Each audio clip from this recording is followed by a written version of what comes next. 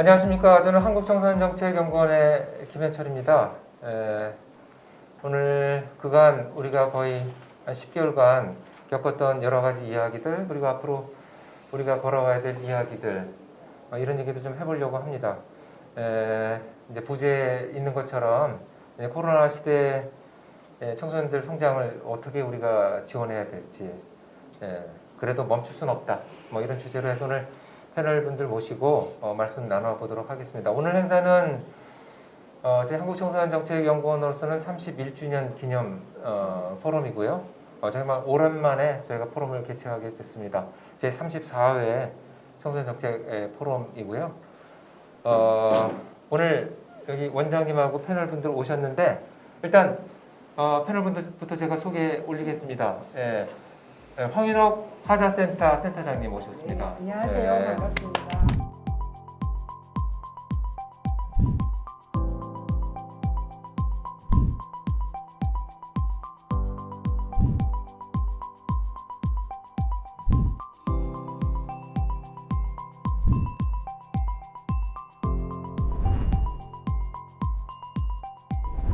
저희 송병국 원장님도 함께 하셨는데요. 저 인사 말씀 부탁드리겠습니다. 오늘 이 자리는 방금 김현철 본부장께서 말씀하신 것처럼 코로나19라는 새로운 상황이 우리 청소년 정책과 활동에 어떠한 영향을 미치고 있는지를 현장의 목소리를 생생하게 듣기 위해서 이 자리에 모였습니다. 우리의 청소년들과 부모 그리고 현장의 지도자 또 교사 모두가 힘든 시기를 보내고 있습니다. 무엇보다도 다양한 경험과 체험을 통해서 왕성한 발달이 이루어져야 될 시기에 집콕하는 청소년들이 많아서 성장 경험 결핍이 이루어지지 않을까 매우 염려되고 있습니다. 비록 코로나19라는 환경은 엄혹하다 하더라도 이 상황에서 우리가 지혜를 발휘해서 청소년 성장이 멈춰서는 안 되겠다는 생각으로 이런 자리를 마련했습니다. 물론 그러기 위해서는 코로나19에 대한 정확한 이해와 과학적인 방역 체계의 토대를 두고 제한적이나마 소규모 청소년 성장 경험이 되살아나야 한다고 생각합니다. 많은 전문가들이 예측하는 것들이 빗나가길 바라지만 어쩌면 코로나 일상 내지는 바이러스 일상이 될지도 모르겠습니다. 그럴 경우 지금처럼 청소년 성장 경험이 계속해서 멈추어서야 하는 것인지 되묻지 않을 수가 없습니다. 이제는 정책 입안자나 또 현장의 전문가들 그리고 저희 연구원의 연구자들 모두가 지혜를 모아서 코로나19를 철저히 방역하면서 소규모 질적 성장 경험을 도모하는 노력이 필요하다고 봅니다. 물론 현장에서는 많은 지도자들의 노력으로 여러 가지 비대면 활동이 활발하게 이루어지고 있는 것으로 알고 있습니다. 오늘 함께 해주신 여러 패널 전문가들에게 감사드리면서 아무쪼록 이 자리가 어려운 상황에서도 새로운 돌파구를 찾는 희망의 자리가 되기를 소망합니다. 고맙습니다. 네, 반갑습니다. 네, 오늘 이 자리에서 논의되는 이야기들은 이제 주로 이제 6곳의 현장에서 계시는 이제 전문가분들을 통해서 이제 사례를 듣는 거지만 이 사례를 포함해 가지고 저희가 전국에서 벌어지고 있는 많은 장면들이 있을 거라고 봐집니다. 좋은 사례도 있고 또 여러 가지 어려움도 있을 거고 애환도 있을 거고 한데 그런 것들을 모아서 저희가 뭐 연내에 책을 발간을 해서 여러 현장 전문가들하고 같이 공유를 하려고 합니다. 그래서 오늘 얘기 잘 들으시고 또 각각의 현장에서 또 좋은 사례가 있으시면 또 직접 오늘 의견을 주셔도 좋고요. 또 앞으로 저희 원에 연락을 하셔서 좋은 사례 소개해 주시면 저희가 책을 발간하는데 큰 도움이 되지 않을까 이렇게 싶습니다. 자, 보시는 동안 너무 심심하실 테니까 중간중간에 질문 주시면 저희가 질문 보고 또 대답도 해드리고 하는 식으로 진행을 하도록 하겠습니다. 여러 가지 경험을 저희가 진짜 많이 했어요. 저희도 좋았는지 나빴는지 원장님 어떠신지 모르겠는데 국정감사도 저희가 온라인으로 하는 그런 폐쇄가 있었습니다. 그래서 아주 부드럽게 국정감사가 진행이 되는 그래서 되게 정부 국회의원들도 좀 차분해지는 느낌 뭐 이런 것도 좀 느끼고 그랬는데 일단 이동이 없어서 굉장히 좋았다는 느낌도 있고요. 저는 여러 가지 거를 하는 것 같아요. 그리고 보니까 전 국민이 이제 보면 방송인이 돼가는 것 같아요. 그래서 1인 방송의 시대가 이제 성큼 다가서지 않을까 그런 생각이 드는데요. 뭐 여러 경험들이 있으시겠지만 우리가 이제 지난 이제 10개월을 쭉 돌아다 보면 처음엔 되게 힘들었잖아요. 뭐 지금도 힘든 친구들도 많이 있을 거고 그래서 저희가 이제 어떻게든 계속 학력 뭐 공부도 그렇지만 성장도 멈춰서는 안 될 텐데 사실은 좋은 사례가 우리가 좀 이따 많이 얘기하겠지만 어려운 사례들도 많이 있을 것 같고 우리가 희망이 보이지만 여전히 굉장히 힘든 상황들도 있을 것 같아요. 그래서 그런 얘기도 좀 얘기를 좀 들었으면 좋겠는데 혹시 우리 센터장님이 심수연 센터장님이 상담 정면에서 또 그런 게 많이 있으실 것 같아요. 또 그게 또 본연의 임무시기도 하고 한데 이 상황에서 이제 어려움에 처했던 학생들의 이야기라든가 청소년들 얘기 잠깐만 해주시면 어떨까요? 저희가 코로나가 이제 처음에는 대구 경북 중심으로 막 퍼졌을 때는 이제 전국에 이제 청소년 상담복지센터 이제 실무자들 직원들이 우리가 긴급한 상황이니까 돈을 모아서 그쪽에 이제 청소년들을 위해서 지원을 해줬으면 좋겠다. 처음에 그래서 이제 2천만 원 정도가 순식간에 모아져서 이제 대구 경북 지역으로 이제 후원금을 보내기도 하고 마스크 지원도 해주고 막 이렇게 시작을 처음 했던 것 같아요. 근데 그 상황이 그냥 대구 경북만 지원해주면 끝날 줄 알았는데 이제 전국적으로 이제 퍼져가지고 저희들이 굉장히 그런 상황들을 준비하는 데 있어서 처음에는 정말 마스크 지원 아니면 긴급 지원비 정도로 생각했었는데 그 다음에는 이제 사업을 이제 청소년들을 만나야 되는 시점까지 왔었던 것 같고 다 비대면으로 상담을 진행해야 된다는 상황에서 처음에는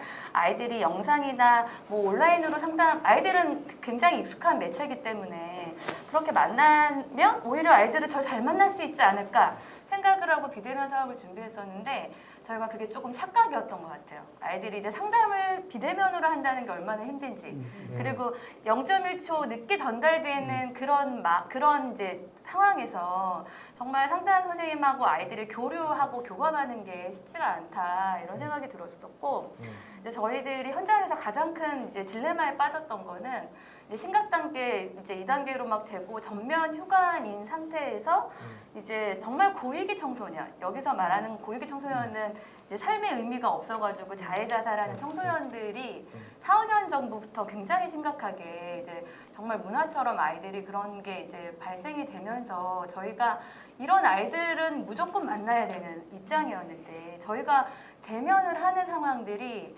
방역 체계를 흔드는 상황들이 돼버리는 상황들인 거예요. 그래서 방역 체계를 지키는 것과 또는 아이들을 살리는 그 두 딜레마에서 저희가 어떤 거를 어떤 거를 우리가 할 수 있을까. 그래서 어떤 사례는 정말 그렇게 힘든 상황에서 청소년 상담사한테 이제 요청을 해가지고 막 달려갔었는데 그 상황에서도 이제 누군가 책임질 수 있는 상황이 온전히 그 청소년 상담사였던 상황이어서 그때도 무조건 원칙은 비대면이다 이런 얘기들을 하셨었거든요.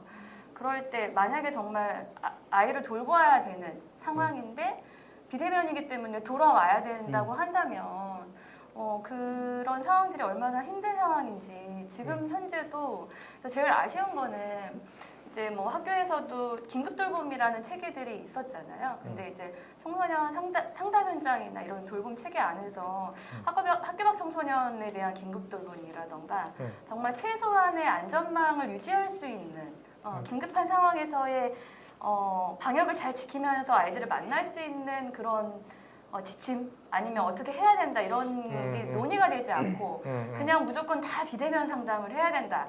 원칙은 다 비대면이었던 게 조금 아쉬움도 있고 휴관을 팻말을 걸고 저희가 아이들을 만나야 될 수밖에 없는 상황들이 반복이 되다 보니까 그런 게 우리가 방역 체계를 흔드는 상황인가 이런 고민들이 되게 많았던 것 같습니다. 이제 제가 특정은 않고 네. 전에 말씀 듣기로는 지자체에서는 방역이 우선이다. 네. 그런데 그래도 멈출 수는 없지. 네. 그래서 현장을 가셨다면서요. 뭐 네. 그런 사례도 있다면서요, 그죠? 네. 네, 실제로 직접 왜냐하면 비대면이고 원칙은 네. 방역 체계를 지켜야 되는 거지만 음. 아이들을 지켜야 되는 또 저희들의 의무가 있기 때문에 아이들을 만나고 네, 그런 상황들은 계속 됐던 것 같아요. 네. 근데 저는 이제 제가 질문을 예. 해도 될까요? 예. 네네. 그 방금 말씀하신 거에 대해서 예. 제가 평소에 조금 궁금했던 건데 음. 저는 민간에서 이제 활동을 하고 있고 그 상담 지원 센터 같은 경우는 일종의 공공기관이고 예, 그런 상황에서 사실 방역 체계를 지킨다는 게 뭐지? 라고 하는 걸 계속 질문을 많이 했었어요. 네. 예, 민간이든 공공이든 방역 체계는 지켜야 되는 거잖아요. 맞아요. 네, 방금 비대면이 원칙이다라고 말씀을 하셨는데 그때 이제 저희 그 공공들이 다 셧다운되는 상황을 보면서 진짜 원칙이 뭘까 이 생각 되게 많이 네. 했어요. 그러니까 방역을 지켜내는 뭐 네. 청소년 활동이든 네. 또 뭐든지 간에 네. 과연 이 상황에서 우리가 안전하게 만날 수 있는 게 뭘까라는 생각을 많이 하고 저는 오히려 원칙은 3밀에서 자유로워지기, 3밀에서 자유로워지기라기보다는 3밀을 지켜내기. 그러니까 3밀이 아닌 상황을 만들어내기. 이거가 저는 방역을 지키는 거 아닐까라고 좀 생각을 했거든요. 여러 가지 아까 과학적이어야 한다라는 말씀에서도 충분히 공감을 하는데 정말 우리가 이 바이러스를 겁내지 않고 두려워하지 않고 실제로 과학적으로 접근하려면 대응하려면 어떻게 해야 될까라고 했을 때 저는 3밀을 조심하면 된다. 그래서 밀접되지 않고 밀폐되지 않고 밀집되지 않기. 네, 그런 상황에서의 비대면은 오히려 좀 가능하지 않은가 이런 생각도 많이 했거든요. 근데 그걸 공공에서는 어떻게 논의하셨는지가 저는 되게 궁금했어요. 제가 좀 질문이 길기는 했는데. 예. 그러니까 이제 일단 뭐 우리가 접해보지 못한 상황이다 보니까 네. 일단은 그냥 비대면이다 방역은 이렇게 했지만 이제 방역을 우리가 그 룰을 지키더라도 비대면이 아닌 상황에서 우리가 할 수 있다. 그래서 밀접도를 이제 낮추면 되는 거니까. 네. 그리고 이제 그래서 우리가 그 학교하고는 다르게 학교는 기본적으로 학교도 이제 뭐 서로 이제 시간을 그 격차를 두고 하니까 이제 그렇게 나름대로 대책을 세우고 있지만 특히 이제 지역에 있는 여러 가지 청소년 기관들은 그 비밀집 상황에서의 프로그램 경험들도 많고 또 그렇게 할 수 있고 그런 장점들이 있으신 거죠? 네. 그러니까 저는 공공의 역할이 오히려 더 훨씬 더 중요해지는 상황인데 그 공공 스스로 개별적으로 예. 이걸 되게 이제 좀 함께 논의하거나 함께 예, 방법을 예. 찾아 나가는 과정을 예. 혹시 밟으셨는지 예. 아니면 되게 보수적으로 해석을 하셨는지 그렇다면 앞으로 우리는 어떻게 대응해야 될지 이런 거가 저는 조금 이 상황이 궁금하더라고요. 이제 이런 상황들이 이제 다 우리가 처음이었기 때문에 뭔가 지침이 내려오고 매뉴얼이 내려오는 거는 조금 현장에서 너무 어렵다 하는 상황들이 이미 발생된 후에 이제 매뉴얼이나 지침들이 조금 내려왔었던 것 같고요. 원칙은 다 비대면이었는데 예외 상황, 긴급한 상황들이 있었는데 그 예외 상황, 긴급한 상황들을 적용하지 않고 다 비대면이었던 것 같아요. 그래서 이제 현장에서는 이게 정말 전국적으로 너무 힘든 상황이고 특히 말씀하셨듯이 공공 영역에서의 뭔가의 책임과 이런 부분들이 좀 명확하게 됐으면 더 같이 민간과 대응을 같이 했을 텐데 공공에서의 그런 대응 체계는 조금 더 늦게 진행이 되지 않았나 이런 생각이 보수적이거나 네. 느리거나 제가 좀 한 말씀 드리면요. 그와 관련해서 이제 그런 생각이 들었어요. 아까도 제가 말씀을 드렸지만 코로나19 이 바이러스의 특성을 제대로 파악하지 못했을 때는 충분히 이해가 돼요. 그러나 이제 어느 정도 파악이 된 다음에는 보다 지혜로운 대책이 필요한데 이 학교와 청소년 시설이 같이 가버렸어요. 공공이라는 이름으로. 학교는 또 이해가 가요. 왜?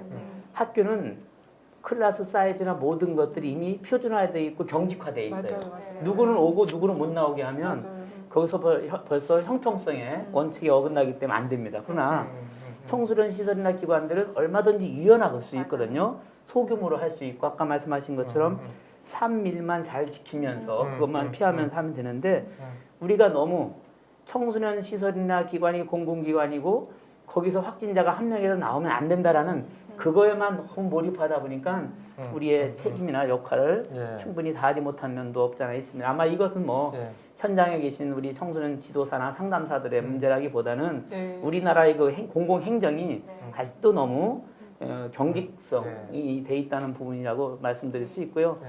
그런 부분에서 저는 뭐 누차 여기저기 가서 말씀을 드립니다만 이제는 그러지 말고 소규모로 방역의 원칙을 철저히 준수하면서 문을 열고 우리가 성장 경험을 제공할 수 있는 게 이제 필요하다. 만약에 청소년 시설을 안 나오면 이 아이들이 그럼 가정에서 행복하게 보내느냐? 그게 아니거든요. 또 PC방도 가고 어딘가 가 있거든요. 오히려 불러내서 우리가 방역에 대한 이해도 시키고 또 거기에 대한 지식도 가르쳐주면서 과학적으로 접근한다면 물론 그러다가 발생할 수도 있겠죠. 그러면 또 철저하게 우리가 감염병 치료 원칙에 입각해서 잘 치료해주면 되는 것이지 이것을 그렇다고 물론 뭐 막 오픈하면 안 되겠지만 우리 나름대로 그런 과학적인 접근이 필요하다는 말씀을 드리겠습니다. 벌써 이렇게 짧게 얘기했는데 하나 건졌네요. 네? 그래서 이제 우리가 이 방역을 어떻게 해야 되는지 이제 우리 경험이 부족했어요. 그래서 이 사스 이후에는 사실 그 이제 의료계에서의 대응은 이제 어느 정도 성숙해졌잖아요. 그래서 이번에는 사회심리적인 어떤 접근들에 대한 노하우가 이제 쌓이지 않을까 싶은 생각이 들고 아까 말씀하신 것처럼 제가 얘기 듣다가 노래방 생각이 났어요. 노래방도 무조건 폐쇄잖아요. 맞아요. 근데 노래방도 혼자 들어가면 될 거 아니에요. 나 혼자 노래 보고 싶어. 뭐 그런 상황도 있을 수 있는데 너무 경직되게 하지 않았나 싶은 건데 앞으로 좀 더 지혜로워지겠죠. 근데 약간 저희도 연구원 입장에서 이제 그런 좀 유연한 지침들 이런 건 이제 현장과 같이 작업하는 일이 필요하겠네요. 예. 그런 거 되게 중요한 것 같아요. 예. 그 다문 학생들도 특별히 더 이번에 코로나 상황에서 더 어렵었겠죠? 그렇죠. 네. 저희 같은 경우에는 이제 이 국민 전체가 다 첫 경험이고 처음으로 겪는 경험이지만 다문화 가족의 어머니들은 사실 한국에서 학교 교육을 받은 경험이 없는 사람들이잖아요. 그런데 원격 교육이 이제 갑자기 이루어지다가 보니까 그 학습 언어가 전혀 안 됐던 엄마들이 아이들을 집에서 지도하는데 엄청난 어려움들이 있어서 저희도 센터에 이제 실무자들이 참 전문가라고 하지만 갑자기 일어난 상황에서 대응하기가 정말 힘들었고 그래서 이제 구민센터에서 이 가입하는 원격 수업에 가입하는 그 절차조차도 이제 들어가기 어려운 상황이라서 그걸 이제 원어로 이제 번안해서 하게 하고 그래서 그걸 또 저희가 이제 9개국 정도로 경북에서 각 그 통역사들을 통해서 해서 교육청에 보내고 대구교육청, 경북교육청 이렇게 이제 보내서 그걸 가지고 또 여가부가 교육부랑 또 이제 협력을 해서 좀 쉽게 들어갈 수 있는 방법이 있었는데 조금 아쉬웠다면 이제 학교에서도 대단히 좀 적극적으로 다문화 가족들한테 특히 이제 담임 교사들이 역할을 좀 많이 물론 이제 정말 열심히 하시는 분들도 있지만 이제 선생님들이 또 한국말이 원활하지 않는 학부모랑 전화로 뭔가를 한다는 게 또 되게 두려움을 느끼셨나 봐요. 그래서 이제 그 일들이 온전히 다문화 센터에 이제 일이 되어 버려서 너무 바쁜 너무나 바쁜 그런 이제 일상을 보냈고 그리고 한 뭐 3, 4월 정도에는 우리도 뭐 휴관을 하라는 조치를 받았으니까 뭔가를 할 수도 없었고 뭔가를 하면 큰일 나는 것처럼 저같이 이제 센터장 같은 경우에는 전체적인 또 책임의 문제도 있으니까 제가 우선 막 움츠러들기 시작하더라고 심리적으로. 근데 이제 지금은 그 과정 그래도 이렇게 있으면 좀 정말 문제가 있겠다 싶어서 저희는 나름대로 좀 발빠르게 그 대안들을 모색을 해서 한 3, 4개월 전부터는 원격으로 하고 뭐 온라인 70, 오프라인에 30 정도의 비중을 두고 끊임없이 지금 하고 있는 중입니다. 그건 구체적인 사례는 또 이따가 말씀을 드릴게요.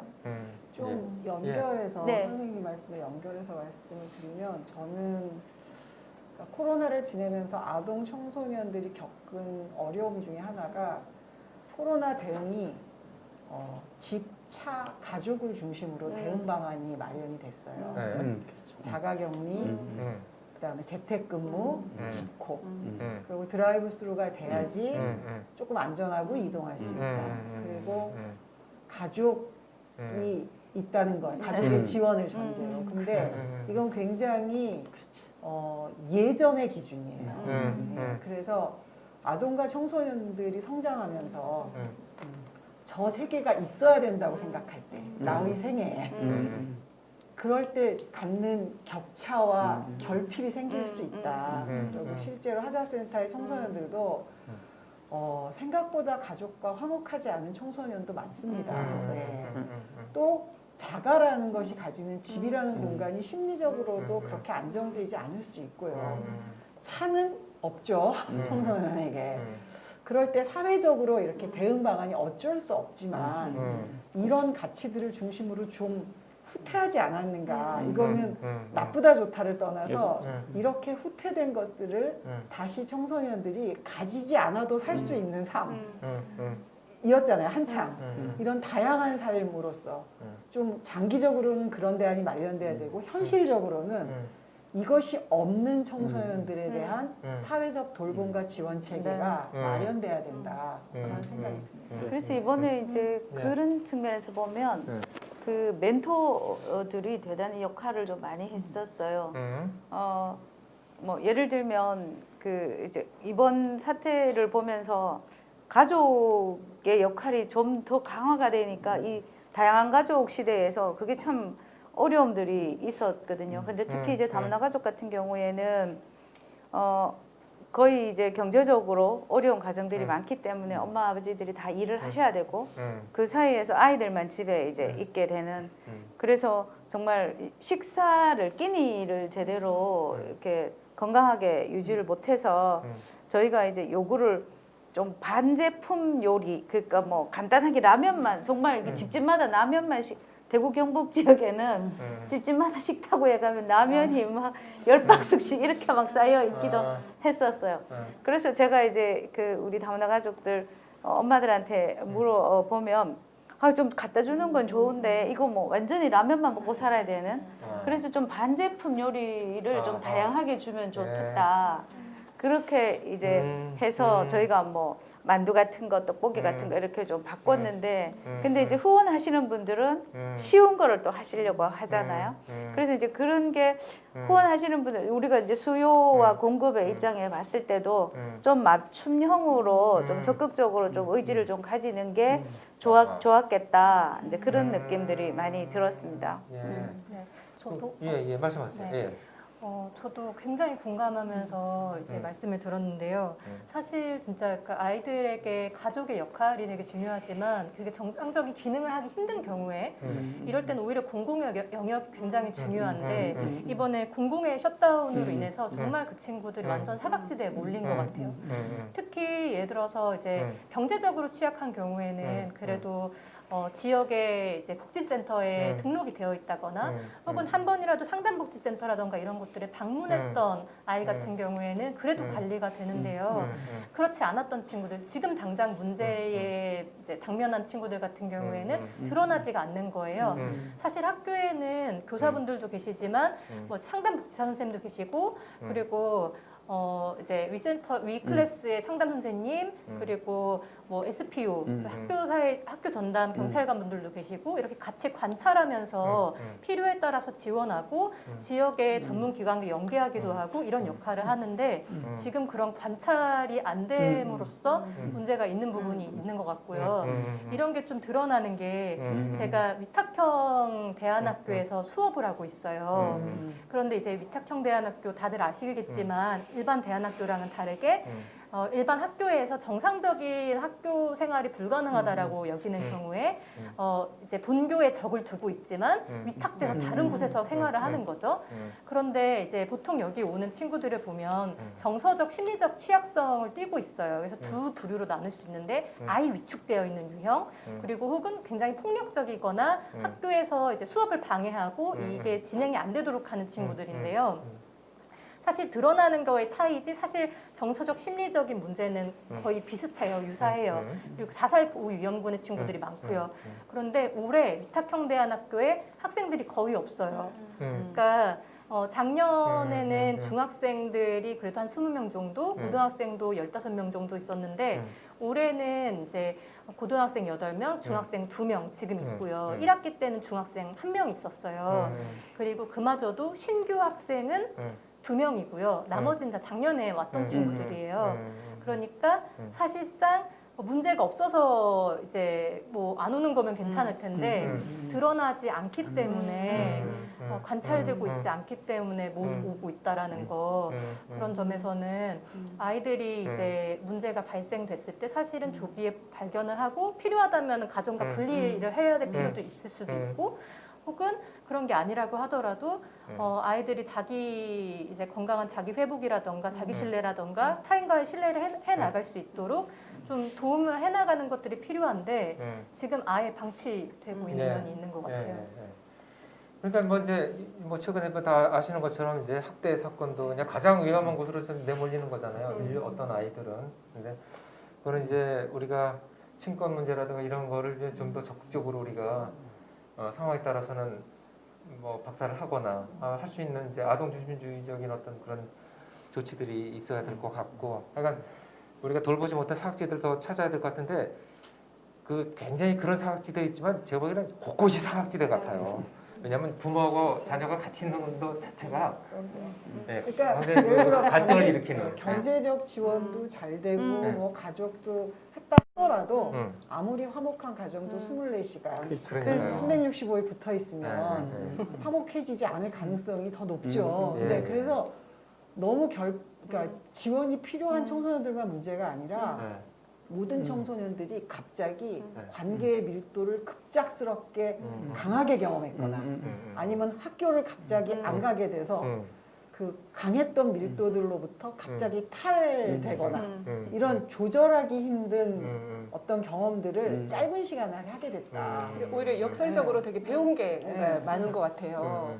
그런 상황에서 이제 방금 말씀하신 것처럼 사실 우리 사회가 이제 코로나 이전 상황에 어떤 이야기들이 되게 많이 있었느냐 하면 사회 물론 이제 모든 돌봄의 기능이나 성장의 기능이 학교나 가정이 해야 되지만 뭐 이건 지당한 거지만 사회가 사회적 부모 역할, 사회적 보호자 역할을 해야 된다.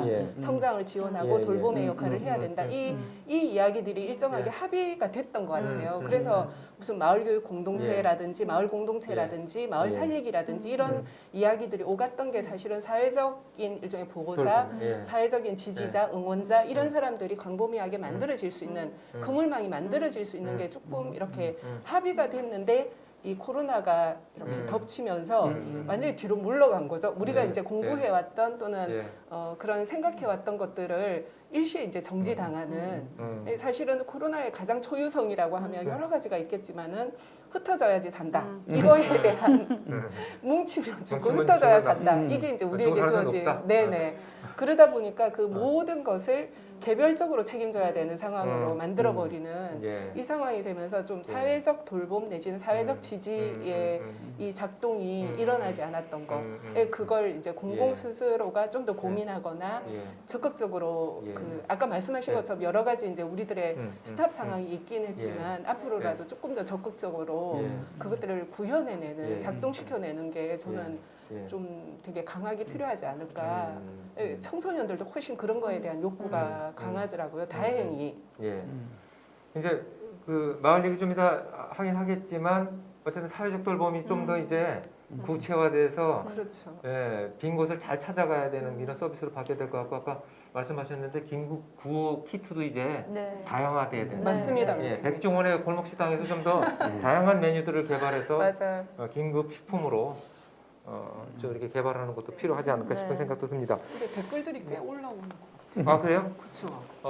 글들이 많이 올라오고 있네요. 네. 궁금해. 궁금하네요. 네. 우리 그 밖에서 우리 그 스태프분들께서 정리를 해줘야 될 것 같아요. 생각보다 많이 올라와서 잘 하고 있어요. 쉽게 소화는 잘 안 됩니다. 그쵸. 이제 천천히 좀 시간 지나고 나서 저희가 정리하고 나서 좀 질문 좀 정리해 보도록 할게요. 그 이제 아이들도 힘들지만 아까 잠깐 나오겠지만 이제 부모님들도 무지 힘들어요. 맞아요. 그래서 정말 온 국민이 좀 힘든 상황에서 있는 상황인데 이 부모님들을 어떻게 서비스한다는 게 사실 공적인 서비스 차원에서 되게 힘들어요, 그죠? 만만하게 우리가 부모 교육한다는 건데 아시잖아요, 부모 교육이 그렇고 그런 거. 그래서 그렇고 그렇다기보다는 이제 열심히 하시는데.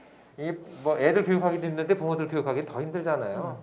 근데 이제 부모님들한테 좀 이렇게 이런 상황에서 좀 슬기롭게 지낼 수 있게끔 슬기로운 가정 생활을 할 수 있게끔 뭐 지침서를 만드는 것도 좀 우습고 뭐 어떻게 해야 되나요? 뭐 좀 좋은 유튜브로 좀 찍어서 올리면 되나요? 어떻게 하면 되나요?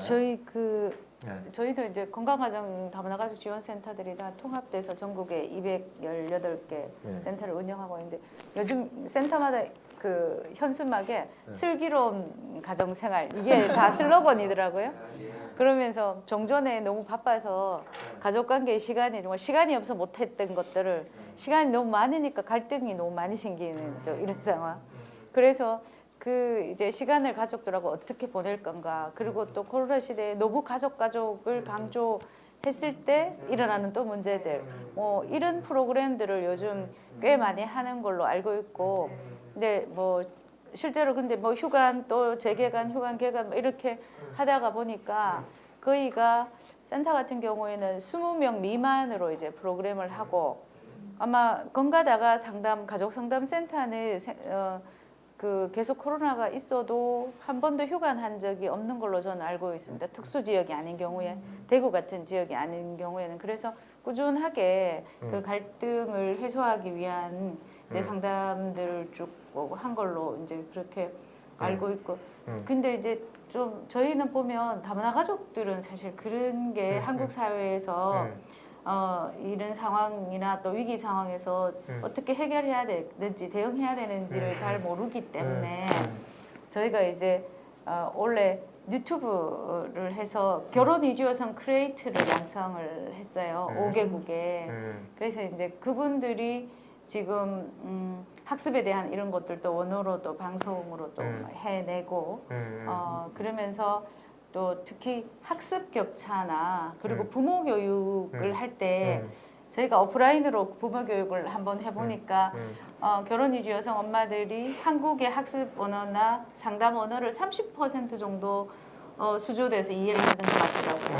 그래서 그걸 이제 매뉴얼 만들어서 그 출신국 언어로 5개 언어로 이렇게 번안해서 다시 올리는 이제 이런 작업들을 요즘 하고 있습니다. 네. 그러니까 오히려 이제 비대면 상황이 다문화 가정에게는 좋은 기회가 된 부분이 왜냐하면 있네요, 그죠? 이 뭐 한국 사회에서 적응이나 교육적 지시, 그 정보는 잘 부족하더라도 이분들이 친정국가 출신국하고 관계 맺기 하는 건 SNS를 대단히 오히려 우리 선주민보다가 더 활발하게 하는 상황이라서 이게 전혀 낯설지가 않는 거예요. 이 원격에 대한 SNS를 통해서 하는 교육들이. 그래서 오히려 그 접속률도 훨씬 높고 관심도 훨씬 더 높아 있는. 애초부터 좀 익숙해진 네. 있던 그래서 상황이군요. 또 선주민하고 좀 다르게 그렇다. 특히 군 지역 같은 경우에는 한국어 오프라인 수업하면 뭐 여러 가지 이제 뭐 농번기나 이런 상황에서 뭐 5-6번 정도가 직체 교육에 온다면 이제 원격으로 한국어 교육을 하니까 15명 이상이 접속을 하고, 그래서 오히려 그런 측면에서 보면 또 긍정적 기여가 더 있기도 한 것 같습니다. 다문화 가족들한테는. 그 제가 한 말씀 드리면요, 사실 이 코로나19가 어려운 상황이 이 부모의 역할, 특히 이제 부모 교육이 필요하다는 것을 대대적으로 사회적으로 알리게 된 것 같아요. 그래서 저도 마찬가지입니다만 우리가 부모 교육을 받고 부모가 된 사람 많지 않아요. 어쩌다 부모 된 사람들이 많거든요. 뭐 위기 상황이 아니고 평상시에도 사실 부모 역할하기 힘든데 이런 위기 상황이 오면 사실 어떻게 대응해야 될지 잘 몰라요. 물론 최근에 이제 교육부에서는 부모들이 심리 정서적으로 아이들을 어떻게 지지해 줘야 되고, 가정에서 대화는 어떻게 해야 되고, 학습 지도는 어떻게 해야 되고, 등교 전에는 어떻게 하고 등교 후에는 이런 지침들을 팜플렛으로 만들어서 내려보낸 걸로 알고 있습니다. 그러나 뭐 그것이 다 충분하지는 않죠. 그래서 저는 우리 청소년 쪽에서도 사실 우리가 청소년 기관이나 시설에서 그동안 우리는 청소년 전문가라고 생각하고 청소년들만 생각했는데, 사실 청소년 성장에는 부모가 절대적인 영향을 미치기 때문에 부모의 이해와 협조 없이는 바른 성장이 쉽지 않거든요. 그래서 모르겠어요. 차제 이제 청소년 기관에서도 청소년 부모들에 대한 관심을 갖고 그분들을 도울 수 있는, 어쩌면 청소년 부모들이 아이와의 문제가 있으면 청소년 기관에 부모인 내가 직접 상담을 요청할 수 있고 상담받을 수도 있고 도움을 받을 수 있다라는 이런 생각을 갖도록 하는 노력도 이제는 우리가 필요하지 않을까 하는 생각을 저는 해봤습니다. 네. 근데 부모들이 불안한 건 사실 네. 내가 가진 경험으로 자식들과 소통할 수 있거나 뭔가 가르쳐 줄 수 있으면 덜 불안한데 코로나19 상황이 되면서 부모들은 이제 더 이상 그 우리 아이들의 10년, 20년의 미래에 대해서 자신이 없어진 상태에서 어떻게 얘기해 줄 거는 없고 근데 지금 닥치는 거는 예를 들어 저는 지금 부모님들하고 얘기하면 비대면 온라인 상황에 대해서 큰 고민이 있으실 것 같아요. 이 디지털 리터러시라는 게 경험해 보지 않고 능숙하지 않은데 뭔가 이 몰입되어 가는 것 같은 느낌이 있고 처음에 그 집에서 온라인 학습할 때 아이들이 모두 게임과 냉장고를 오가는 이제 아이들을 보면서 불안했던 것들을 그럼 어떻게 다스릴까? 그래서 저는 만약에 부모에 대해서 우리가 얘기한다면 한 두 가지 정도인 것 같아요. 어른들은 불안을 어떻게 다스릴까? 불안을 다스리는 법. 그다음에는 디지털 리터러시처럼 비대면이 아동과 청소년의 세계관에 어떻게 영향을 끼치는가. 이제 어쩔 수 없다. 막을 만큼 막아보자. 그래도 선한 힘이 있겠지. 뭐 이런 여러 가지 생각을 하게 되는데 이런 것들을 어떻게 이제 같이 다음 세대와 소통하면서 좀 해낼 수 있을까 이런 고민을 하게 됩니다. 좀 다른 이야기이긴 한데 이런 이제 일종의 뭐라고 해야 되나 교육, 부모들의 성장 이런 것도 이제 좀 필요할 것 같은데 저는 좀 먼저 위로가 필요하다 이런 생각이 들거든요.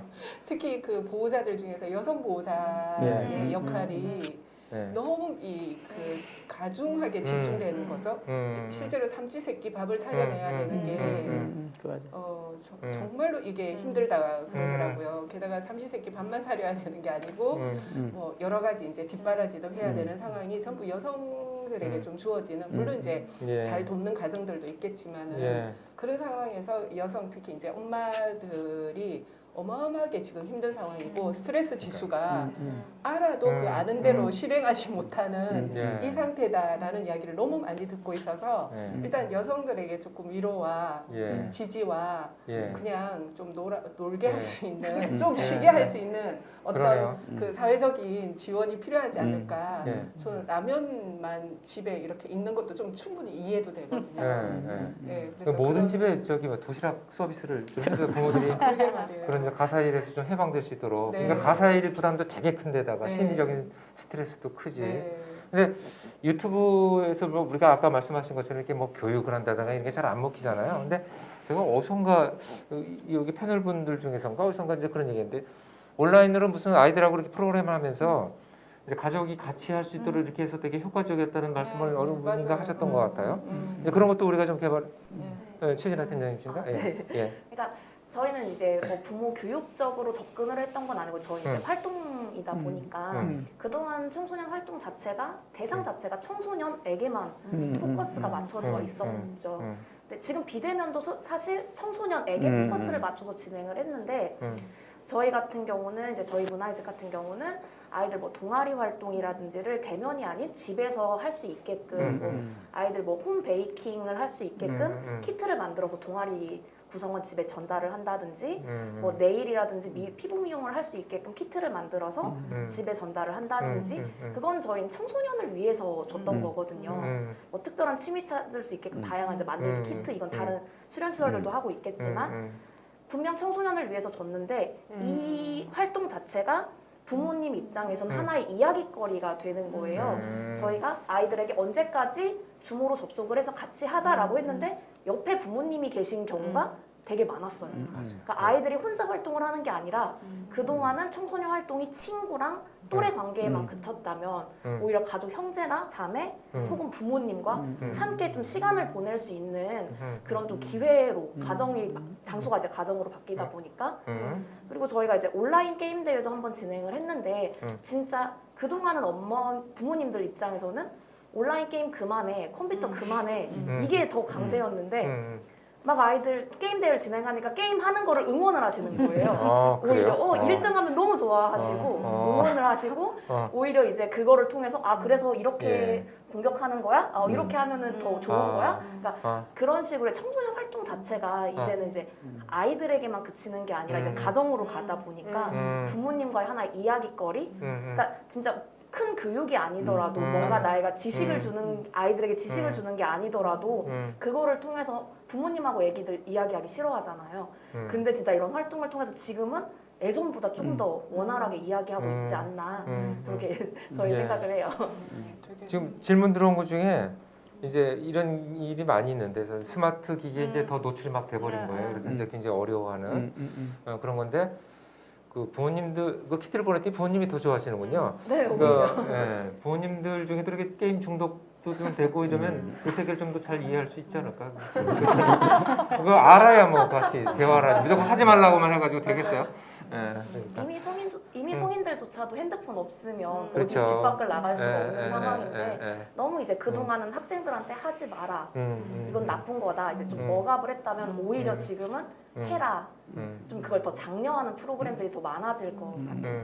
저는 아까 그 김 대표님 말씀하신 게 어머니들이나 이제 부모님들한테 위로가 필요하다 이렇게 말씀해 주셨는데 이제 그 한국 청소년 상담복지 개발원에서 5월에 이제 코로나19로 관련된 이제 청소년 부모 이제 조사를 했는데 의미 있는 게 이제 사회적 물리적 거리에 대한 이제 체감도가 결국에는 이제 그 고립으로 이제 사회적 고립으로 이제 단절로 이제 체감을 하시는 게 그렇죠. 그 결과가 나왔어요. 그래서 부모님들이 그냥 물리적으로만 우리가 떨어져 있지만 연결감은 그래도 친구도 만나고 전화도 하고 뭐 모임도 갖고 이렇게 온라인 상으로라도 그렇게 할 줄 알았는데 그냥 다 고립된 단절 상태로만 아이들을 계속 봐야 되고 서로가 너무 바쁘신 거예요.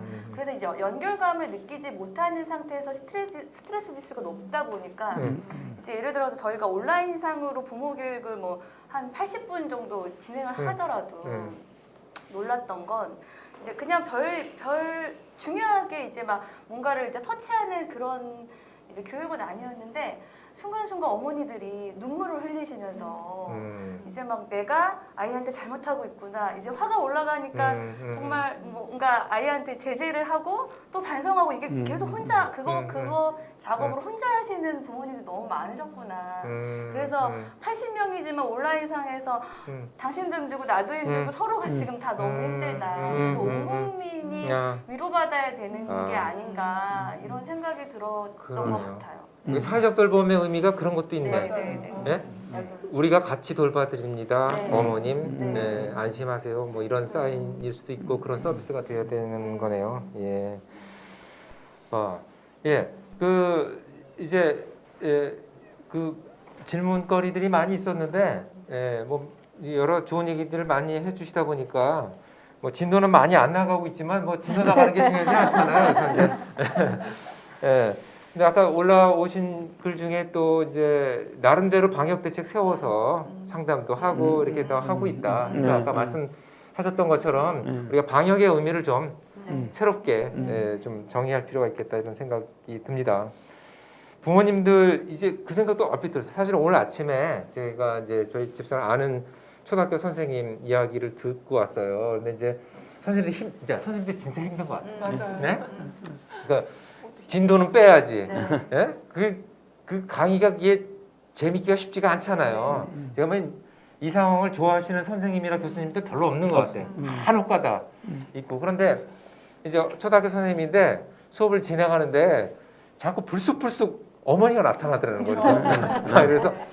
그래서 힘들어 죽겠고 참관 수업하는 것 같은 느낌이라는 거 매일. 그런 생각이 드는데 오늘 잠깐 얘기 듣다 보니까 아예 그 수업을 애만 듣고 있다는 전제로 하지 말고 온 가족이 들을 수 있다는 느낌으로 하면 더 힘드실라나? 아이가 여튼간에 선생님들 너무 스트레스 받으시지. 아이가 선생님들이 어떻게 계속 좀 자리를 좀 지켜주셨으면 좋겠습니다. 일단은 좀 꾹 참으시고 더 좋은 툴도 만들어지고 좋은 프로그램도 만들어지겠죠. 본인들 얘기를 했지만 사실 이제 아까 좀 전에 선생님들 얘기했고 청소년 지도자들도 되게 힘들어하시는 것 같아요. 얼마 전에 온라인 회의를 하는데 그 어느 저 지역에 계신 분 그러더라고요. 힘들어 죽겠어요 그러더라고요. 정말 미칠 지경이라고 좀 답 좀 주세요. 그런데 어디는 되게 쉽게 하시는 뭐 쉽게 하는 분들이 계실까? 근데 어쨌든 나름대로 지혜롭게 잘 스럽게 대처하시는 분들이 있는가 하면 아직은 이제 여러 가지 여건 때문에 어려워하시는 분들도 되게 많아서 이제 그 아이들도 케어해야 되지만 이 아이들을 케어하는 사람들도 좀 케어를 해야 되는 게 아닌가 싶은 생각이 들어서 어떻게 해야 되나. 그리고 또 시설은 또 어려워지고 가뜩이나 이제 인구 줄고 안 온다 그랬는데 지금 아예 안 오는 게 아니라 못 오는 상황이 돼버리고 해서 근데 앞으로 이제 좀 더 상황이 좋아지면 아이들은 돌아올까요? 아니면 이런 상황들이 앞으로 더 슬기롭게 뭐 어떻게 지도자들에게 해보시니까 어떠세요? 일단 그러니까 청소년 시설의 청소년 이용률이 점차 좀 감소하고 있던 거는 그냥 이제 코로나 이전부터 조금 점차 있었던 거기는 해요. 그러니까 진짜 불과 4, 5년 전만 하더라도 뭐 딱히 홍보를 하지 않아도 이제 학교는 아이들이 일찍 끝나고 갈 데는 없고 이제 청소년 수련 시설에 가면 다양한 활동 프로그램들이 있으니까 그 프로그램을 참여하기 위해서 아이들이 되게 많이 있었거든요. 근데 점차 이제 학교 뭐 방과후라든지 돌봄 교실 이런 게 이제 활성화가 되면서 아이들이 학교에 있는 시간이 조금 더 많아졌죠. 그러다 보니까 이제 점차 수련 시설들로 찾아오는 이제 청소년들이 많이 줄어들었던 상황에서 좀 하나 이게 이제 전향점이 되지 않았나. 그러니까 그동안은 되게 고민들은 많이 하셨을 거예요. 어떻게 하면은 청소년들이랑 더 활발하게 활동을 할 수 있을까? 조금 더 청소년들의 이야기를 들을 수 있을까? 그동안은 이제 고민만 했던 게 실질적으로 코로나 사태가 발발하면서 실질적으로 이제 실행을 옮기게 된 상황이 찾아온 거잖아요. 그래서 어쩔 수 없이 저희가 온라인으로 들어가서 아이들을 만나야 되고 프로그램이 대면이 아닌 비대면 프로그램을 진행을 해야 되고 그러면서 이제 저희는 많은 프로그램들을 이제 좀 진행을 했는데 저희가 이제 그동안 이제 프로그램을 진행을 했을 때 프로그램 진행하고 나서 이 프로그램에 대한 만족도는 어땠어? 라고 이제 청소년들에게 물어보면 솔직한 대답은 그동안은 이제 없었죠. 그냥 이제 네 좋았어요. 그리고 저희 지도자들 회의할 때도 이 프로그램 참 청소년들한테 유익했던 것 같아.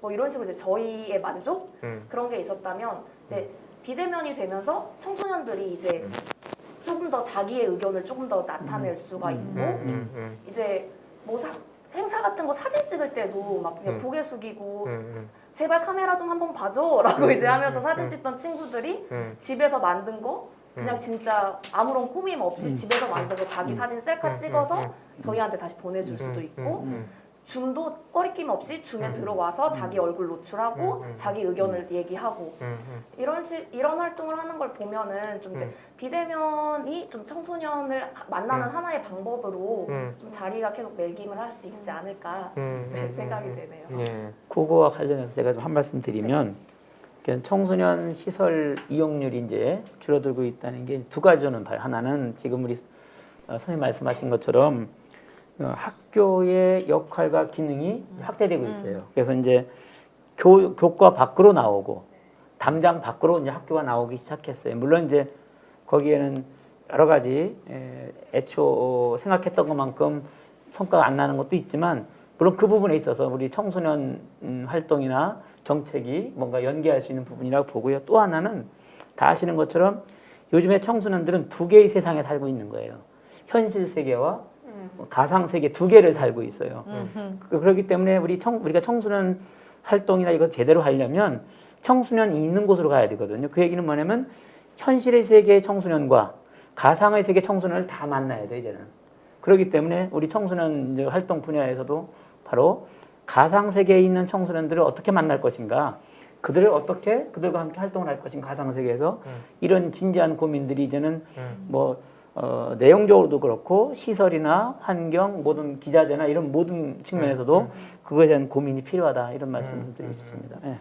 거기 이제 우리가 지도자들뿐만은 아니겠지만 이제 그런 이제 대처할 수 있는 역량 같은 거를 좀 키워줄 수 있는 게 필요할 텐데 황 센터장님이 뭐 전환력이라고 표현하신 글이 있었던 것 같아요. 호환력이라고 생각하는. 호환역으로. 대면 그제 세계와 바뀌었네. 비교, 전환하는 게 아니라 이제는 호환. 호환. 네. 호환. 대면 세계와 네. 비대면 세계의 호환이 그래. 있어야 된다고 생각하고 음. 작게는 이제 하자도 당연히 이제 비대면 네. 프로그램을 많이 고민하고 진행을 했을 때 음. 그런 생각이 들었어요. 그러니까 예전에 프로그램을 기획할 때는 음. 하자의 이제 청소년 지도사들이 좋은 기획자가 됐으면 좋겠다는 바람이 컸죠. 기획력을 높이고 좋은 컨텐츠를 만들었으면 좋겠다고 생각했는데 이제 저희 이제 온택트라 해서 온라인상 대면이라고 얘기하거든요. 엄청나게 몰입하는 대면이 있는데 그거를 하다 보니까 좋은 컨텐츠보다 좋은 상호작용이다. 그러니까 상호작용이 잘 되는 것이 만족도도 훨씬 높고 몰입도도 높아서 뭐라 그러나 비대면은 저희 이제 하자는 비대면은 컨텐츠가 아니라 연결이다. 이제 이렇게 얘기하고 좋은 상호작용을 할 수 있는 역량이 더 아쉽다. 우리 청소년 지도자한테. 그리고 비대면 상황에서 말씀하신 대로 온라인 세계의 이주자들이잖아요. 이제 청소년 지도자들은 원주민들이 아니에요. 네. 온라인 세계에 갓 진입한 신입 이주민들이 거기에 원주민들로 살고 있는 청소년들과 좋은 상호작용을 할 능력을 미리 갖춰놓지 않았어요. 그렇죠. 그럴 때 이제 우리는 어떻게 이제 상호작용 능력을 키울까 이런 고민이 있습니다. 그리고 청소년이나 어른이나 비대면과 되게 전환 같은 것들이 돼야 되지 않나 이제는. 그러니까 호환 능력이죠. 비대면과 대면의 호환 능력, 이상 세계와 현실 세계의 호환 능력, 그리고 재난과 일상의 호환 능력. 그러니까 쭉 재난이 가지도 않을 건데 이제 일상이 돼도 우리가 또 재난이 올지도 몰라라는 마음을 갖게 됐으니까 이미 재난과 일상의 호환 능력 이런 것들에 대한 고민이 좀 많아요. 우리가 이제 이런 상황이 되면 온라인 상황, 비대면 상황이 많아지면 이제 교육 쪽에서도 그렇고. 당연히 관심을 갖는 게 이제 온라인 쪽에 그렇죠. 어떤 뭐 기술이나 테크닉이나 뭐 이런 걸 꼭 미디어 역량 얘기할 텐데 이제 그런 부분에서 이렇게 미디어 역량을 이제 말씀하신 걸 다시 이렇게 얘기해 보면 풀어보면 미디어 역량이라는 게 이제 미디어 매체를 다루는 기술이라든가 뭐 이런 걸로 생각할 수 있지만 좋게 보면 미디어라는 게 결국은 커뮤니케이션을 위한 수단이니까 이거를 사실은 미디어 장면이든 뭐가 됐든 간에 상호작용을 못하는 사람은 미디어에서도 못하죠. 그러니까 이 상호작용을 잘 할 수 있는 그렇게 따지면 어떻게 보면 상담사로서의 역량 이런 거네요. 그렇죠? 공감해주고 그리고 돌봐주는 오프라인에서의 신뢰도가 높을수록 그 온라인에서의 몰입이나 신뢰도도 높고 그런 의미에서 작은 단위의 커뮤니티들이 활성화되지 않을까. 오히려 우리가 방역 상황에서도 대규모로 대응하는 건 큰 원칙으로 갈 수밖에 없었는데 작은 원칙들, 그러니까 산미를 피할 수 있는 작은 커뮤니티들 이런 것들이 사회에서 활성화돼야 될 것 같다. 그리고 저는 코로나가 우리한테 준 큰 깨달음이 남이 중요하다라는 깨달음이에요. 남이 마스크를 써야 내가 안심이 되는 거구나.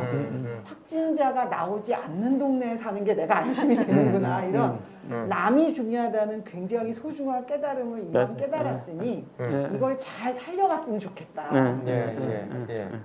그렇게 접근하기 쉬운 게 사실 마을이라면 마을인 거겠죠? 그래서 이제 아까 말씀하신 것처럼 이제 마을이 좀 그런 사회적 돌봄을 위해서 또 그런 여러 가지 호환력, 상호작용이 일어날 수 있는 빈번히 일어나고 또 밀집되지 않은 그 장면들을 만들어내는 이런 역할을 해주면 좋겠는데 지금 마을 사업이 그렇게 되고는 있어요? 그러니까 아까 제가 말씀드린 것처럼 그런 일종의 논의, 담론 이런 것들은 사실 좀 근 10년 가까이 좀 활발하게 이루어졌던 것 같아요. 뭐 도시든 농촌이든 여러 가지 측면에서 그런 고민도 하고 뭐 실행도 하고 했지만 올해 이제 접어들면서 이게 해서는 안 되는 일처럼 이제 다들 셧다운된 마음에서도 셧다운되고 뭐 제도적으로 조금 그랬던 면이 있는데 근데 이제 그런 와중에 저는 당사자들 특히 청소년 당사자들 안에서 그런 일종의 그 상호작용 내지는 직접 만나는 이 관계성에 대한 결핍 같은 거를 오히려 되게 절실하게 느꼈던 것 같아요. 그러니까 이게 상호작용이 중요해. 사람과의 만남이 중요해, 관계가 중요해 이런 이야기를 우리가 이제 되게 많이 했지만 이게 그냥 널려 있었던 거기 때문에 그저 호흡하면 산소를 이렇게 들이마실 수 있었던 것처럼 그냥 일상에 충족된다고 생각을 했는데 코로나 상황에서는 충족이 안 됐던 거죠.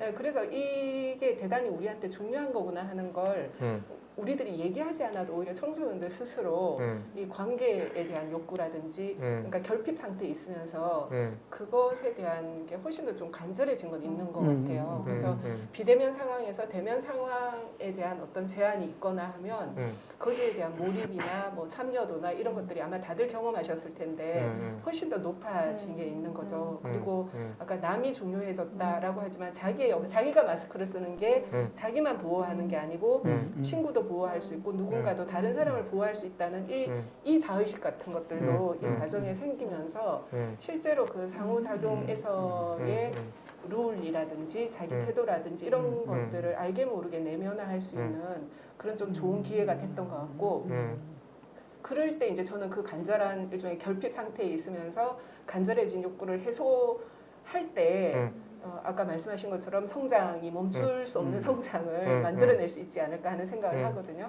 네, 근데 저는 많은 얘기들이 이제 작년까지 되고 있었기 때문에 실제로 이제 그런 것들을 실천하는 지역들도 꽤 있기도 하고 특히 이제 저희 민들레 같은 경우는 성북이라고 하는 서울의 이제 성북이라고 하는 그 곳에 있는데 성북 같은 경우는 이런 이야기들을 되게 열심히 했던 동네 중에 하나인 것 같아요. 저도 이제 살아보니 문화예술 교육을 하는 사람들도 그렇고 지역 활동을 하는 사람들도 그렇고 뭐 부모 교육을 하는 사람들도 그렇고 그 학교와의 협업 과정에서도 그렇지만 지역 자체로서도 우리가 그 이렇게 아이들을 함께 키워나가는 주체로서 우리가 연결되고 공부하고 성장해야 된다 이런 활동들을 꽤 하고 있었거든요.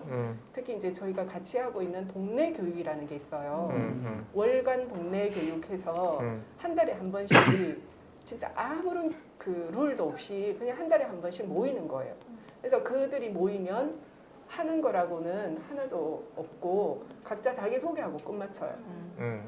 근데 한 20사람, 뭐 30사람 오면 자기 소개가 1분 하고 끝나는 사람도 있지만 거의 자기 소개가 한 7분 뭐 이렇게 되니까 자기 소개 다 하고 나면 한 3시간 정도 7시에 만나면 뭐 이렇게 간식 먹으면서 두런두런 얘기하고 나면 10시가 돼서 헤어지는데 그 10시가 돼서도 헤어질 수 있었던 게 동네기 때문에 가능했거든요. 그러니까 멀리서 막 와야 되는 게 아니고 동네기 때문에 가능했는데 그게 이제 꾸준히 되어 온 거죠. 저는 그게 그야말로 이제 이런 코로나라든지 이런 긴급 상황 속에서 그렇게 20명, 30명이 모이던 그 일종의 습성이라고 해야 되나 습이라고 해야 되나 또는 저는 기술 같은 거기도 할 것 같은데 그냥 3, 3, 5 모여서 여러 가지 아이들에 대한 이야기를 한다든지 또는 아이들도 그렇게 모여서 뭔가 상호작용을 할 수 있는 마당을 열어준다든지 이런 게 지금 현재 가능하지 않을까. 그리고 그게 실행되고 있다. 아주 구체적인 건 뭐 다음에 뭐 책으로 된다고 하니까 혹시 밝힐 수 있는 듬뿍 담아주시면 가능할 것 같아요. 네, 다른 지역도 저는 충분히 그런 씨앗들이 있지 않을까 하는 생각이 들거든요. 그럼 제가 좀 궁금해지는 게 평상시에 좀 있었는데 이제 앞으로 우리가 어떤 변화가 올지는 잘 모르겠는데 이제 마을 사업도 많이 있고 또 관여하시는 분들도 많이 계신데 이제 말씀하시면 이제 소규모로 서로 이제 마을에서 위안을 찾고 마을 분들이 서로 의지하고 도움 주시고 하는 이런 공동체적인 어떤 활동들이 많이 있을 텐데 상담하고도 어쩌면 관계가 될 거예요. 뭐냐면 이제 비대면 생활을 하다 보니까 이제 성북의 케이스가 이쪽 저쪽에서 만들어지면 좋을 텐데 지금 비대면 상황으로 또 우리가 많이 만나잖아요. 그러면 이제 마을이라는 개념이 되게 좀 달라질 수도 있을 것 같은 생각이 드는 거예요. 그리고 또 이제 그 이제 좋은 케이스도 있지만 이제 제가 몇 분에게 인터뷰해 주시면 그런 질문을 하신 분들이 많아요. 마을 사업은 전국적으로 다 있으니까 마을은 다 들어봤는데 마을을 들어봤음에도 불구하고 마을이란 말이 뭔지 모를 사람도 하나도 아닌데 마을이 뭐냐고 물어봐요. 또 거꾸로. 그러니까 왜냐하면 피부로 이제 대표님 글에서도 살짝 되지만 사실은 마을이 그냥 마을 사업 그냥 사업의 방점이 찍힌 이런 경우도 많이 있는 것 같아서 그런 건 하나 숙제이긴 한데 이제 제가 드린 건 뭐냐면 상담도 이제 상담 쪽으로 많이 온라인 상담 많이 가실 거 아니에요. 그렇다 보면 그 구로 애들만 상담하셔야 돼요? 어떻게 되는 거죠? 굳이 구로가 아니어도 되잖아요. 저희는 네. 지역마다 이제 그게 235개가 지금 네, 있기 네, 때문에 네. 지역마다 다 있어요. 상담복지센터가. 네, 네, 그렇기 때문에 1순위는 지역을 네, 이제 대상으로 하는 거고 네. 그래도 굳이 여기로 구로로 오고 싶다고 하면 네. 저희는 조금 대기 시간을 주기는 해요. 왜냐하면 네. 구로 애들을 우선 1순위로 아. 봤기 때문에. 아. 근데 이제 그 본부장님 말씀처럼 저희가 이번에 비대면으로 사업을 막 진행하면서 하나 아이디어를 얻은 건 뭐냐면 이제 경기도 지역에서 이제 여러 가지 좋은 뭐 이제 지도자 양성 과정 여러 가지 이제 심리 뭐 상담 프로그램 이제 양성 과정을 이제 시작을 계속 해오다가 이번을 그냥 아예 오픈을 했거든요. 전국적으로 오픈을 했더니 한 500명 이상의 사람들이 이제 그 교육 내용을 들으시더라고요. 그러면 오히려 이게 지역에 우리가 경기도, 구로 이렇게 한정지었던 모델이 이제 전국구 모델이 될 수 있겠구나. 이런 생각이 하나 들었고 또 그러니까 진로 박람회나 뭐 페스티벌, 축제 이런 것도 지금 온라인으로 다 진행이 되기 때문에 누구나 다 접속을 할 수 있잖아요. 그래서 그런 사업의 규모를 이제 지역에 한정짓지 마을에 한정짓지 말고 좀 넓은 범위로 갈 수 있겠다라는 조금 희망적인 그런 생각은 조금 있었어요. 저희 같은 경우는 굉장히 실감을 하는데요. 네. 하자가 이제 하자온이라고 비대면 온라인 직업체험 프로그램을 코로나19 때문에 만들었을 때는 예전에는 지역에서 45인승 버스를 타고 하자에 와서 공간에 와서 체험했던 게 그 프로그램은 뭐 부산, 순천, 뭐 울산, 포항 이렇게 말하자면 거리가 확 가까워진 거죠. 그 프로그램이나 프로젝트의 접근도가 굉장히 비대면에서 가까워졌어요. 저희는 그거는 굉장히 크게 실감하고 있어요. 그러니까 새로운 세계가 열리기도 하고 그런 것 같아요. 그러니까 이 로컬성과 그렇죠. 그다음에 온라인이라고 하는 예, 거에서 확장시켜낼 수 있는 그 새로운 세계와의 예. 사실은 상호 충돌도 있거든요. 예. 부작용도 있을 수 있고 그래서 음. 그 균형을 잡아 나가는 것도 되게 중요한 것 같아요. 그렇죠. 아니 저 이제 가끔 몇몇 자리에서 이제 말씀을 드리는데 제가 저한테 마을은 누굴까 이렇게 보면 확실히 저 지역 동네 사람들은 아닌 것 같아요. 지역 동네 사람들은 제가 그 스포츠 동아리 말고는 만나는 사람이 없어요. 근데 이제 단톡방의 사람들은 이제 전국 단위로 만나잖아요. 그래서 그 사람들이 마음속에는 마을 주민이어서 이제 두 가지의 마을이 이제 만들어지고 있는 거 아닌가 하는 생각도 좀 들고요. 그런 면에서 조금만 보태면, 말씀하신 거에서 조금만 보태면, 저도 이제 그 어른들의 마을과 특히 이제 청소년의 마을을 어떻게 이제 볼 건가라는 데서 저는 마을이라고 하면 일상성이 되게 중요한 것 같아요. 그러니까 그 마을이 물리적인 마을이냐, 또는 뭐 상상 속의 마을이냐 이런 걸 떠나서도, 그러니까 일상적으로 그 한 인간에게 어떤 작용을 해낼 수 있는, 자극을 줄 수 있는 그 일상적이고 지속적이면서도 반복적인 그 조건이 뭔가 이게 되게 중요한 것 같아요. 그게 마을이다. 네네. 그렇죠. 그런 면에서 그게 이제 본부장님은 단톡방이 그 역할을 하시는 게 있으실 거고. 제가 저 인간관계 좁아가지고. 아까 이제 우리 말씀하신 그 온라인 세계도 하나의 그 새로운 세상이 아마 저는 그 아이에게는 또 하나의 마을일 거예요. 우리는 모르지만 그래서 그 이 마을에 있다가 이 마을로 오면 꼭 다른 나라를 왔다 갔다 하는 것처럼 시차도 느낀다고 하더라고요. 몸을 부르르 떨거나 뭐 잠을 좀 더 자거나 뭐 이런 시차에서 오는 피로도 이런 것들도 실제로 청소년이 있다고 하더라고요. 그런 면에서 아마도 다양한 마을을 경험할 텐데 그런데 그럼 우리는 어떤 마을을 만들고 어떤 마을을 그 청소년에게 경험하게 할 건가가 이제 좀 더 포커스를 맞춰질 필요가 있는 거죠. 저 한 말씀 드리면 이제 그 현실 세계에서의 커뮤니티 공동체 마을도 있고 또 온라인에서 또 다른 이제 공동체 마을 생길 수 있는데 문제는 건강한 마을이어야 되잖아요. 맞아요. 그게 걱정이 되는 거예요. 그래서 온라인상의 마을이 잘못하면 성곽 문화로 끼리끼리 마을이 될 수 있거든요. 그럼 요즘 우리 사회에서 가장 심각한 막 갈라치기 되는 편향적인 확증 편향적인 사고가 그래서 자기가 원하는 정보만 듣고 원하는 사람만 만나고 어떻게 편할 수는 있죠.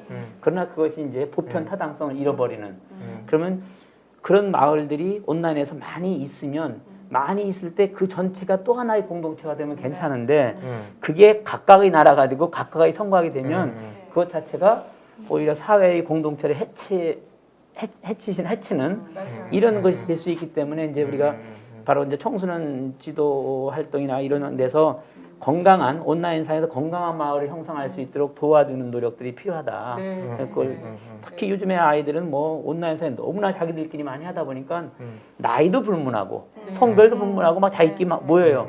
그런데 그것이 과연 얼마나 건강한가. 성장이라는 관점에서 봤을 때 그런 것도 앞으로 우리가 유념할 부분이 아닌가 싶습니다. 저희 단톡방은 건강한가 다시 한번 좀 생각해 보겠습니다. 건강하지 않으면 빨리 나오도록 해서 다른 단톡방으로 옮겨가든가.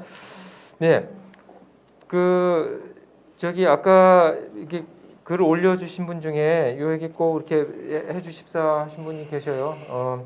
이제 그 현장에서 일하시는 분들의 소진 문제 좀 심각하게 고려해달라. 이번 기회에 진짜 소진 많이 되신 것 같고 그래서 기왕 이렇게 된 건 이제 서비스의 방식이 되게 바뀔 거고 해서 그 문제도 이제 뭐 여기서 지금 당장 답을 찾을 수는 없지만 우리가 심각한 주제로 앞으로 이제 논의도 하고 저희도 소진을 주제로 연구로 이제 나중에 대학 가셔서 또 같이 저희가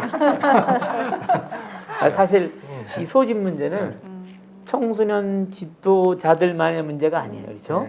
학교 교사도 그렇고 요즘에 소위 말하는 택배와 관련된 분들 그 사고 나는 거 보면 정말 이 4차 산업혁명 시대에 나타날 수 있는 이 소진 자칫 잘못하면 4차 산업혁명이 인간의 노동을 끊임없이 빨아먹는 소진시키는 것으로 이게 왜곡될 수가 있거든요. 그래서 이 부분은 정말 우리 사회 전체가 관심을 갖고 그저 그러려면 사실 모든 부분에 효율만 생각하면 안 된다는 거죠. 그래서 더 많은 인력이 투입되고 여유 있게 돌아가야 되고 또 쉴 수 있는 어떤 그런 권한을 주고 하는 것들이 필요한데 우리 청소년 분야도 그 부분 앞으로 관심을 갖고 우리 청소년 정책 연구원도 연구도 하고 이렇게 해야 될 것 같습니다.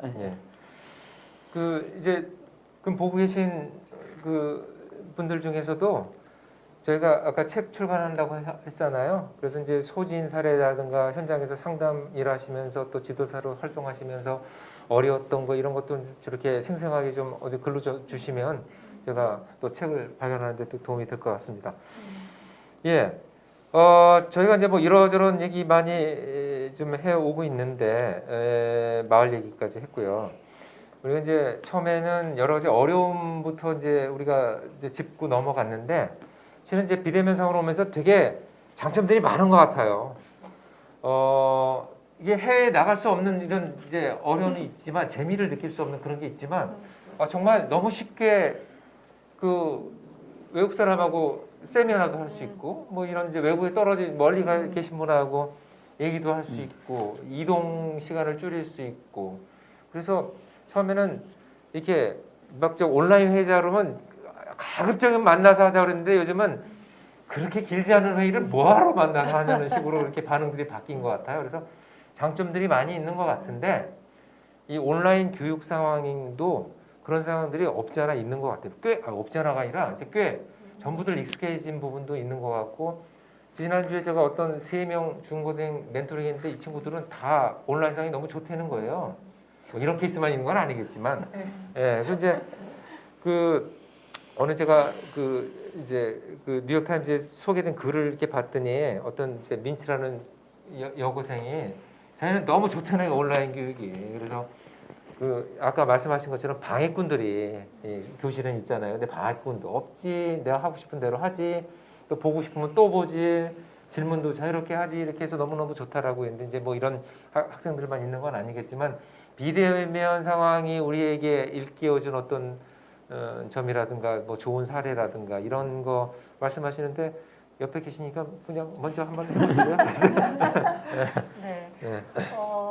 네, 저도 긍정적인 면들을 좀 많이 경험을 했는데요. 일단 3가지가 있긴 한데 먼저 학생들에게 긍정적으로 나타난 거 2가지만 먼저 그냥 말씀을 드릴게요. 일단 첫 번째는 이제 개별적 학습권이 보장된 부분이고요. 2번째는 아이들이 이제 온라인 아까 디지털 원주민인 아이들이 그 안에서 자기 필드에서 적극적으로 자기를 펼칠 수 있었다라는 걸 좀 발견한 점인데요. 먼저 개별적 학습권 보장에 대해서 말씀을 드리자면 아까 위탁경대안학교의 그 상황 진짜 초식동물과 맹수가 작은 케이지에 같이 있는 교실인 것처럼 느껴져요. 차라리 공간이라도 좀 넓으면 괜찮을 텐데 정말 맹수에 한 번에 으르렁에 단숨에 제압돼 버리는 상황이에요. 그래서 이게 주도권은 맹수의 아이들에게 있고 그 좀 열심히 듣고는 싶지만 위축된 아이들은 이 긍정적인 역동성을 만들기엔 역부족이에요. 그러니까 그랬는데 이번에 이제 온라인 수업을 하면서 이 친구들이 선생님 수업 들으니까 너무 좋아요. 수업 너무 재밌어요. 이런 쪽지를 개인적으로 막 보내는 거예요. 그러니까 이 친구들 배우고 싶었던 친구들에게 수업을 온전히 진행할 수 있었다. 그런데 또 재미있는 것이 이 맹수에 해당하던 아이들도 수업을 듣기 시작했다라는 게 되게 재미있는 점이었는데요.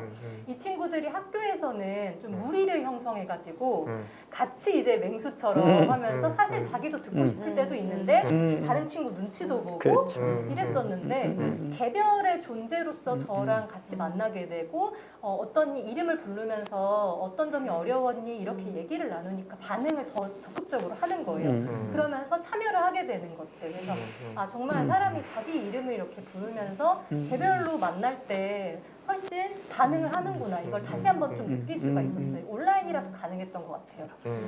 두 번째로는 제가 수업을 10분 동안 영상을 찍어서 수업을 진행하고 나머지는 과제로 이제 진행을 했는데요. 저희가 이제 거꾸로 학습법이라고 하죠. 플립 러닝을. 그런데 보통은 이제 학교에 와서 필드에서 같이 이제 교류하는 걸 하는 건데 그걸 그냥 온라인에서 진행을 하게 된 거예요.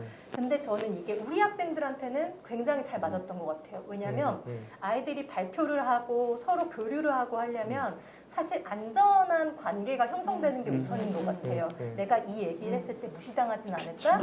뭐 민망한 상황이 벌어지진 않을까? 그런 것들에 대해서 두려움이 있으면 이야기를 나눌 수가 없는데 사실 학교는 환경은 좀 그런 환경이었어요. 아무리 그런 안전한 환경을 구축하려고 해도 그게 좀 쉽지가 않았는데 온라인이니까 아이들이 개별에 대한 자기 공개, 자기 이야기를 하기 시작하는 거예요. 그리고 누군가가 긍정적인 과제를 올렸을 때, 잘했을 때 다른 친구들도 또 역동이 돼가지고 또 잘하는 모습들이 계속 상호작용을 하면서 이게 형성이 되더라고요. 그리고 또 이게 그 디지털 원주민 이 친구들이 저희 학교에서는 사실 컴퓨터실도 없고요. 그리고 노트북은 있지만 너무 이제 사용이 불가능한 정도의 그런 상황이고 핸드폰 사용도 금하고 있고 그러니까 이제 수업 자체가 되게 한정적인 거예요. 그런데 그 온라인 상황에서 자기가 하고 싶은 대로 과제를 만들고 발표를 하니까 굉장히 자기끼를 다 펼치는 그런 모습을 좀 볼 수 있었어요. 그래서 저는 이건 정말 긍정적이다라고 느꼈습니다. 상담에서도 당연히 이게 온라인 상담이 뭘 아까 이제 어려움도 말씀하셨는데 장점이 있을 것 같아요. 저는 이제 뭐 온라인 상담의 장점보다 이제 하나 조금 제가 이번에 이제 나타난 현상을 보면서 느낀 상담 케이스 중에 이제 저희 이제 후기 청소년 취준생인 친구였는데 이런 상황으로 이렇게 힘들거나 불안하거나 더 그런 부분들이 올라오지 않냐 이런 질문을 했는데 그 친구가 오히려 의외의 대답을 하는 거예요. 오히려 이렇게 사회가 정지되어 있을 때 나만 정지되어 있는 게 아니라 다 같이 정지되어 있으니까 마음의 위안이 된다는 얘기를 하더라고요. 그래서 제가 이제 들었던 생각은 그러면 은둔형 청소년에 대한 이제 대상에 대한 고민이 이제부터 우리가 그동안 만나고 싶어도 만날 수 없는 대면으로 만날 수 없는 그 친구들에 대한 고민을 이제부터 시작해야 되겠구나라는 생각이 들었고 학교 밖 청소년 관련돼서도 저희가 이제 검정고시 지원이라던가 멘토링 연결을 할 때 대면으로 할 수 없으니까 다 온라인에서 출석 체크하고 자기주도 학습으로 뭐 사진 찍어서 보내라던가 아니면 멘토링을 뭐 연결해 주던가 할 때 그런 부분들이 힘들어하지만 아이들이 따라갔었거든요. 그래서 오히려 이 지금 모두가 정지되어 있는 이 시기 우리가 은둔형 청소년에 대한 부분에 대해서 다 지금 뭐 집콕 챌린지라고 해서 집콕하는 부분들이 있는데 걔네들을 이제 집콕 청소년에 대한 부분들 조금 더 온라인으로 얘네들을 어떻게 만날 수 있을까 이 시기에 얘네들도 어쩌면 위로받고 있지 모두가 집콕할 수밖에 없는 상황에서 위로받을 수 있지 않을까 이런 생각이 들어가지고 조금 더 적극적으로 사업을 조금 연결할 수 있는 연구를 만들어야 되겠다 생각해봤습니다. 저도 그 이야기는 많이 들었어요. 사실은 그 은둔하고 있는 친구들이 오히려 지금 심리적으로 제가 그 아이들이 더 위축됐던 이유가 남들은 다 열심히 사는데 나만 이런 처지구나라고 하는 것 때문에 결국은 인간의 고민이라는 건 상대적인 것 같아요.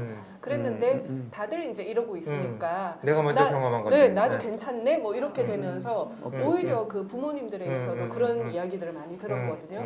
그래서 제 생각에도 이번에 조금 은둔형에 대한 일종의 우리들의 대응이라고 해야 되나 필요하네. 연결되는 방식이나 이런 것들도 되게 전향적으로 조금 해봐도 되겠다 그 생각 들었어요. 그들이 세상으로 나올 수 있는 기회가 맞아요. 오히려 이미 연결되어 있을 수도 있고. 그리고 사실 엄격히 따지면 은둔형 외톨이에 정확한 정의가 있기는 어려울 것 같아요. 제가 보기에는요. 저도 이게 혼술 아주 젊어서부터 좋아했어요. 혼밥도 좋아하고 그러면 한국 문화가 이게 혼자 밥 먹으면 되게 외로워 보이고 뭐 이렇게 뭐 그러잖아요. 근데 떳떳하게 이제 혼밥하고 혼술하고 이 은둔형 외톨이도 뭐라 그럴까 혼활? 혼자 활동하는 거. 네, 그렇죠. 좀 이렇게 긍정적으로 맞아요. 그래서 외톨이가 아니라 그런 프로그램을 해봤어요. 좋은 게 뭐냐면 그 집 밖은 위험의 분이죠. 그럼 굳이 집 밖으로 나오지 않고 회사에서 집 콩러 메이킹이라고 집 해서 콩러. 키트를 보내주는 거예요, 집으로. 그러고 비대면으로 설명을 해서 뭐하냐면 문고리 고치기. 그러니까 집에 있는 공간을 더 잘 만들 수 있는 메이커 메이킹 작업을 스페이스네. 하는데 집을 나올 필요가 없고 활동이 집 안에서 이루어지고 그러니까 훨씬 호응이 좋더라고요. 그러니까 오히려 예전에는 저희가 발상이 집 밖은 위험의 군에게 집 밖은 안전해라는 메시지를 줘야 된다고 자꾸 생각했다면 그냥 뭐 집 안에서도 더 활동을 역동적으로 할 수 있어라는 메시지로 저희도 생각이 좀 바뀐 것 같아요. 집 밖으로 나오지 않으면 인간 노릇 못하는 할 것 거야. 이런 메시지를 줬는데 괜찮아. 그런 게. 그래서 저는 이제 비대면 활동이 정말 이제 새로운 가능성을 열어주는 건 맞아요. 여러분들이 말씀하신 것처럼. 다만 이제 항상 두 가지 양면성이 있는데 이게 자기 주도성이냐, 자기 고립성이냐의 이제 차이인 것 같아요. 이게 비대면이라도 자기 주도성이 있으면 이것이 긍정적인 성장의 어떤 경험이 되는데 이게 고립으로 가면 문제가 되는 거예요. 그래서 온라인 학습도 자기 주도 학습력이 뛰어난 아이들은 굉장히 자유자재로 정말 학교는 제한돼 있잖아요.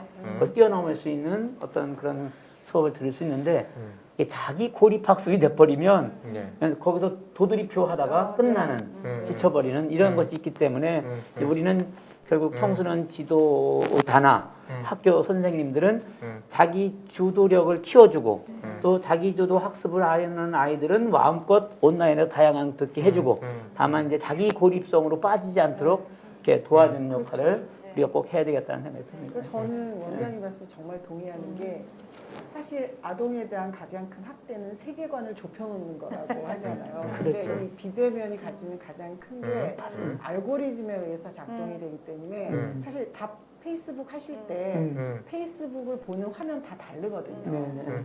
제 페이스북은 저의 취향을 반영한 친구들로 이루어진 뜨는데 예를 들어 어떤 청소년이 그 오랜만에 폭력성이 짙은 영화를 보면 그 다음에 추천은 다 그렇게 올라가는 거예요. 그럴 때 이 청소년의 세계가 좁아지게 돼요. 그렇죠.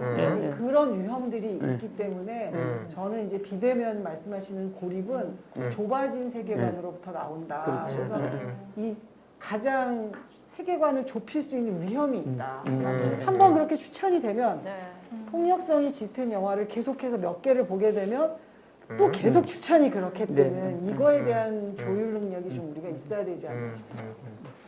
저기 그 이주 배경 청소년들 같은 경우에 이번 이제 비대면 상황으로 가면서 좀 이렇게 그 반전의 어떤 상황도 있었다고 말씀하셨던 것 같은데.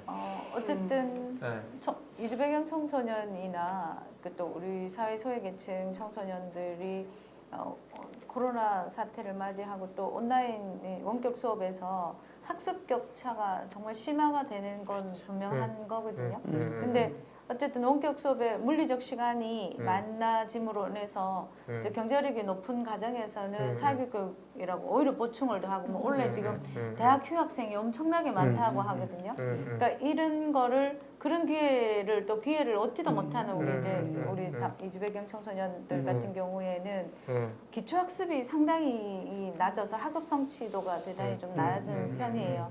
왜냐하면 한국 사회처럼 어쩌면 뭐 잘 아시다시피 부모의 이 뒷바라지들이 경제력이나 물리적 뒷바라지들도 특히 사교육 플러스 이렇게 돼서 하는데 이제 우리 결혼 이민 여성들의 엄마들은 제가 이제 2년 동안 학교 적응 연구를 했었는데 학부모들 엄마들이 그 출신국에서는 진로와 진학이라는 용어를 들어본 적이 없다고 해요. 동남아시아 쪽에서.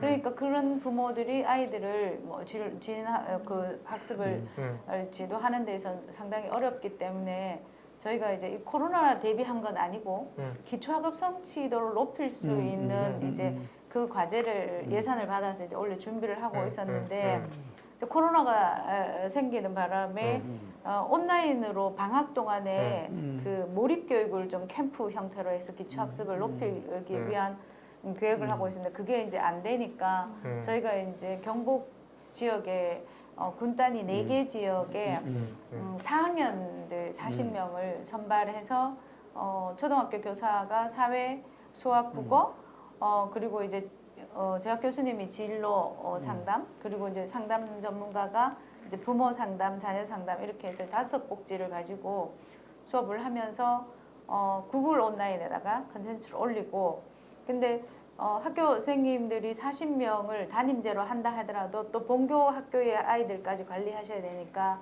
힘들어서 경북 도내에 있는 사범대학교 교육봉사가 필수인 사범대학교 학생들을 선발해서 저희가 이제 1대4로 멘토링을 했어요. 근데 그걸 매일 이제 그 아이들하고 이렇게 그 카톡방을 통하거나 뭐 줌을 통해서 이제 학습 멘토를 하고 나니까 아이들이 너무 많이 달라진 거예요. 그러니까 개별 관심을 받아본 경험들이 별로 없고 학습에 대한 피드백을 누군가 부모로부터 받지 못했기 때문에 아이들이 처음에 좀 숨다가 이제는 이제 바깥으로 이제 나오기 시작했어요. 그래서 70%를 온라인으로 하고 3번에 걸쳐서 오프라인에서 이제 10명씩 해서 멘토 선생님들하고 또 담임 선생님들하고 이렇게 관계를 하다가 보니까 상당히 이제 학습에 대한 관심도 높아졌는데 거기서 대단히 놀라운 반응은 엄마들이 너무 많이 관심을 갖기 시작했다는 거예요. 그래서 이제 다음 주에도 또 저희가 토요일마다 이건 전부 주말에 해야 되는 거니까 토요일 날에 이제 다른 이제 영양하고 이제 봉화 지역에 또 오프라인으로 이제 가는 게 있고 그리고 또 하나는 저희가 이제 2008년부터 다문화가정 자녀 이중언어 교육들을 이제 캠프를 통해서 방학 때 2주씩 하고 또 출신국 엄마 나라 출신국 가서 이제 몰입 캠프를 하고 있었는데 이런 상황에서 이제 뭐 캠프를 할 수가 없어서 그래서 이번에 그 이중언어 강사 결혼 이주 여성 저희 경북 같은 경우에는 이중언어 환경 조성을 위해서는 이중언어 강사들이 많이 양성이 되어 있어야 되니까 저희가 한 200명 정도를 양성하고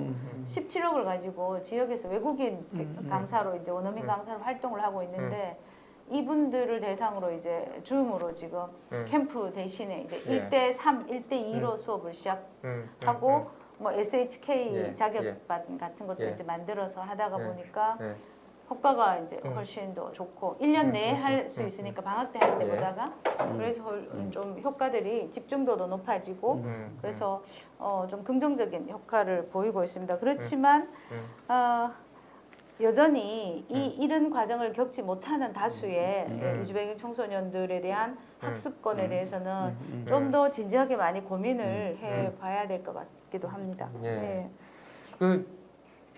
그러니까 이제 뭐 비대면 상황으로 쭉 갈 수도 없고, 그런데 이제 비대면의 또 맛도 좀 보고, 그러니까 이제 하이브리드로 가든가 블렌디드로 해서 이제 가야 될 것 같고 앞으로도 전략들도 그렇게 바뀌어야 될 것 같아요. 지금하고는 다른 뭐 그런 세계가 열리지 않을까 그런 생각이 드네요. 잠깐 여기 올라오신 글 좀 잠깐 소개해드리면 이제 비대면 상황이 뭐 이제 좋은 경험을 하신 분들도 계시고 또 어려움을 겪은 분들도 계시고 아까 또 온라인 이제 마을 공동체 이것도 좋은 점도 있지만 나쁜 점도 있다는 말씀도 해주셨고요. 그다음에 또 요거는 누가 우리 심시현 센터장님이 말씀하시는 이 너무 다양한 매체들이 생겨서 어떻게 될지 모르겠다. 좋은 매체를 선택할 수 있는 팁을 하나 달라고 딱 하시는데 지금 당장 주실 수 있을지 어쩔지 모르겠어요. 그런 툴이 있나요? 좋은 매체면 어떤? 뭐 여러 가지 뭐 유튜브도 있고 뭐도 뭐 많은데 그거는 저희가 오늘 그거 팁들에 대해서 시간을 많이 써야 될 것 같아요. 그래서 나중에 책으로 책에다가 써주시는 걸로 이렇게 하겠습니다. 예. 그래서 우리가 이제 여러 가지 올해는 이제 막 실은 이제 기관 입장에서 예산도 써야 하고, 예? 그냥 가만히 멀뚱멀뚱 있을 수 없으니까 막 급하게 하신 분들도 계시고, 어마어마한 규모의 뭐 온라인 박물관, 이제 박람회라든가 이런 걸 하시는 분들도 계시고, 멘토링 하신 분들도 계시고, 근데 이렇게 쭉 보면 잘하는 분들도 계시고, 좀 이렇게 소문난 자체 별로 이렇게 접속수가 많은 게 중요한 건 아니겠지만, 그래서 이제 그만큼 주목받지 못하는 상황들도 있는 것 같아요. 그래서 아직은 이제 혼돈스러운 상황인데, 우리가 이제 앞으로 여러 가지 것들을 기획을 해야 되는데, 딱 시즌이 지금 어느덧 6차 기본 계획을 다 맛도 보기 전에 지금 7차를 구상해야 되는 시점이 왔는데, 당연히 7차에는 코로나가 점철되겠죠, 코로나로. 그래서 이런 상황에서 우리가 어떻게 대처해야 될까라는 건데, 뭐 코로나 문제를 떠나서 우리가 생각할 기회를 줬잖아요. 이 총선 정책이 지금 패턴 가지고는 좀 어렵지 않냐. 그래서 새로운 패턴으로 가야 되지 않냐는 그런 건데, 너무 큰 얘기인지 모르겠는데 혹시 뭐 어떻게 뭐 굵직하게 한번 탁 말씀해 주실 수 있을까요? 예. 저는 이제 얘기하면서 오늘 마무리 맞죠? 예. 예. 좀 말씀드리면 이게 몇 분이 갈지 모르겠지만, 예. 그러니까 저는 처음에 코로나가 강도인 줄 알았어요. 어쨌든 물리치자 이러다가 그다음 불청객인가 보다. 잘 달래서 내보내자. 지금은 불편한 동거인인가 보다. 이제 어쨌든 재난과의 동거 시대가 있다. 그렇다면 이 재난이 우리한테 가져온 느낀 것들을 좀 긍정적으로 다시 발현해야 되지 않을까. 근데 저는 코로나에서 저희가 학교를 안 갈 수도 있다. 아프면 쉰다. 그리고 나와 남의 안전이 연결돼 있다. 이런 깨달음이 있었다면 이게 다음번 청소년 정책에는 학교를 안 갈 수 있다는 건 소속 중심으로, 학생과 청소년일 때 학생 중심으로 계속 뭔가가 돌아갔던 작동을 지금은 학생인데 집에 있는 경험을 한 거잖아요. 청소년 경험을 다 했죠. 그래서 이 소속 중심이 아니라 어떤 정책성 중심의 정책, 특히 개별의 맞춤형을 우리는 효과를 봤다. 말씀하셨듯이 비대면인 상황에서 개별들이 살아나는 효과를 봤다면 이제는 청소년 개별 상황에 맞는 맞춤형 정책이 좀 있어야 될 것 같고, 아프면 쉰다라는 거는 시간의 재구성 정책이라고 생각해요. 옛날에는 아파도 공부해야 된다고 하면 시간을 훨씬 자유롭게 쓰는 정책들이 좀 나와야 되고, 그다음에 나와 나의 안전이 연결돼 있다는 거는 공동체 커뮤니티 같은 그 소통, 협업 공동체, 오히려 이런 쪽의 정책들이 좀 나와야 되지 않을까 그런 생각이 듭니다. 저도 좀 한 말씀 드리면, 이제 학교 교육과 관련해서 이 코로나가 두 가지를 이제 알려줬어요. 하나는 학교가 지식 전달 기능만 했던 것이 아니더라. 우리 부모님들이 아이들을 학교 보내면 돌보기도 하고 밥도 주고 공동체 의식도 시켜주고 했더라. 그래서 이제 코로나가 터져서 온라인으로 지식 전달 기능을 맡겼어요. 물론 뭐 그것도 이제 학교보다 더 격차는 커지고 있지만, 그래서 느낀 게 뭐냐면, 학교에서 지식 전달 위에 다른 기능도 있다는 걸 이제는 학부모나 사람들이 인식하기 시작했어요. 이 두 가지가 상징하는 게 뭐냐면, 결국 학교가 해야 될 역할들이 굉장히 많은데 그동안 형식적으로 했을지 몰라도 충분히 못한 부분이 있다. 이 부분이 바로 청소년 활동이 채워야 될 부분이 있다. 최근에 긴급 돌봄과 관련해서 교사들과 이제 지자체들 간의 갈등이 좀 있습니다. 그래서 그게 봤을 때 과연 돌봄을 교사가 해야 될 것인가 말 것인가, 우리는 가르치는 선생님이다. 좋아요. 그러면 학교라는 기능은 돌봄을 해야 돼요. 또 공동체 의식도 하나 시켜줘야 돼요. 교과 외에 다양한 활동도 필요해요. 그러면 그런 것들이 이 청소년 정책과 청소년 전문가들과 연계돼야 되겠다는 것이 이제 7차에는 좀 더 명확하게 들어갔으면 좋겠다는 거고요. 또 하나 청소년 활동해주는 시사점은 우리가 그동안 청소년 활동의 한계가 주중, 낮 시간을 비워놓고 있었어요. 왜냐면 우리는 청소년 활동은 오프라인이다.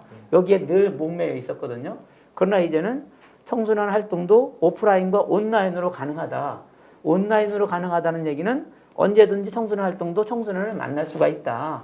그리고 또 공간도 이제는 전통적인 관점의 교실형 공간이 아니라 그런 상황에 맞게끔 재구조해야 되겠다 등등의 관점에서 보면 7차 청소년 정책 기본 계획에 이런 변화들을 우리가 담아내야 되지 않는가 이런 생각을 해봤습니다.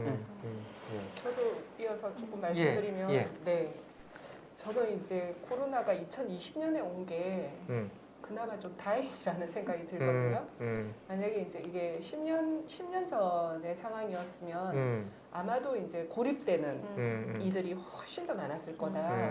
다행히 이제 기계 문명이 여기까지 와 있었고 그 덕분에 사실은 고립되어 있지만 몸은 고립되어 있지만 흩어져 있지만 서로 연결될 수 있는 그런 비대면으로 만날 수 있는 이런 그 일종의 문명의 뒷받침이 되었다는 게 그나마 참 다행이다.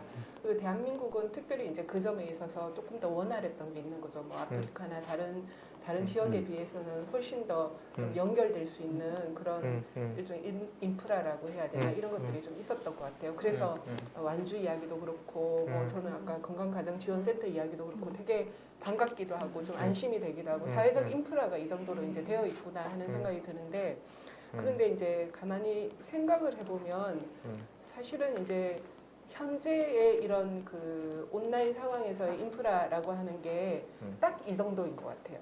일종의 지식 정보를 전달하는 정보 전달에 있어서는 대단히 용이한 수단으로서 되게 실제로 수준이 되어 있다. 그런데 우리가 학교에서는 학교하고 굳이 이제 청소년 활동을 하는 쪽에서 역할 분담을 한다면 아까 원장님 말씀하신 것처럼 학교는 조금 더 지식 전달이라든지 일종의 지적 성장이라고 해야 되나 이 부분에 조금 더 포커스를 맞추는 역할을 하고 있다라는 느낌이 들고 청소년 쪽에서는 조금 더 다른 사회성이라든지 뭐 이런 감성에 대한 어떤 지원이라든지 이런 부분들을 조금 더 역할로 자임한 경향이 좀 있는 것 같거든요. 근데 그런 점에서 이 온라인 기반은 지식 전달이라든지 이런 상호작용은 꽤 이제 가능하게 했지만 사회성이나 또는 감성을 이렇게 도와주는 성장시켜내는 작용은 여전히 부족하다. 이 인프라로는 그런 면에서는 그 아날로그라고 해야 되나? 이 상태로 우리가 이걸 여전히 구조화해야 된다. 물론 10년 뒤, 20년 뒤에는 저는 그 기계 문명으로 그야말로 이런 여러 가지 상호작용이나 이런 것들도 원활하게 될 것 같아요. 지금의 문명의 발달로 보면 10년도 안 걸릴 것 같은데 그래서 그건 그때 가서 좀 고민하더라도 당장 20년, 21년에 있어서의 저는 청소년 정책은 온라인에 대한 고민도 좀 해야 되겠지만 온라인으로 어떻게 상호작용을 해낼 건가에 대한 고민도 해야 되겠지만 오히려 오프라인 상에서의 상호작용을 어떻게 도울 것인가 그래서 사회성이라든지 정말 그 인간의 삶이라고 하는 건 이거 없이는 안 되는 거잖아요. 그래서 이걸 우리가 어떻게 도울 것인가 어떻게 성장시킬 것인가 그리고 아까 여러분이 말씀하셨던 것처럼 어른의 성장과 달리 청소년의 성장은 실제로 자기 알을 깨는 작업들을 계속 자기 세계를 넘어서는 경험을 하는 게 성장인 셈인 건데 그 온라인 상황은 자기 세계에 갇히게 하는 경향이 훨씬 더 많단 말이에요. 그냥 부족민으로서 살아가게 만드는 부족민이 아닌 진짜 자기 혼자 살아도 괜찮은 것 같은 착각을 하게 하는 게 그 세계라고 한다면 저는 필수적으로 알을 깰 수 있도록 도와주는 이 작용이 필요하다. 그게 저는 여기 계신 분들이나 어쩌면 같이 이 이야기를 듣고 계시는 분들이 해야 되는 역할이기 때문에 그쪽으로 좀 더 정책이 개발되고 고민되고 지원되고 기획되어야 한다라는 생각은 더 간절해집니다. 저도 하고 싶은 얘기가 있는데요. 다 한 번씩은 돌아갈 겁니다.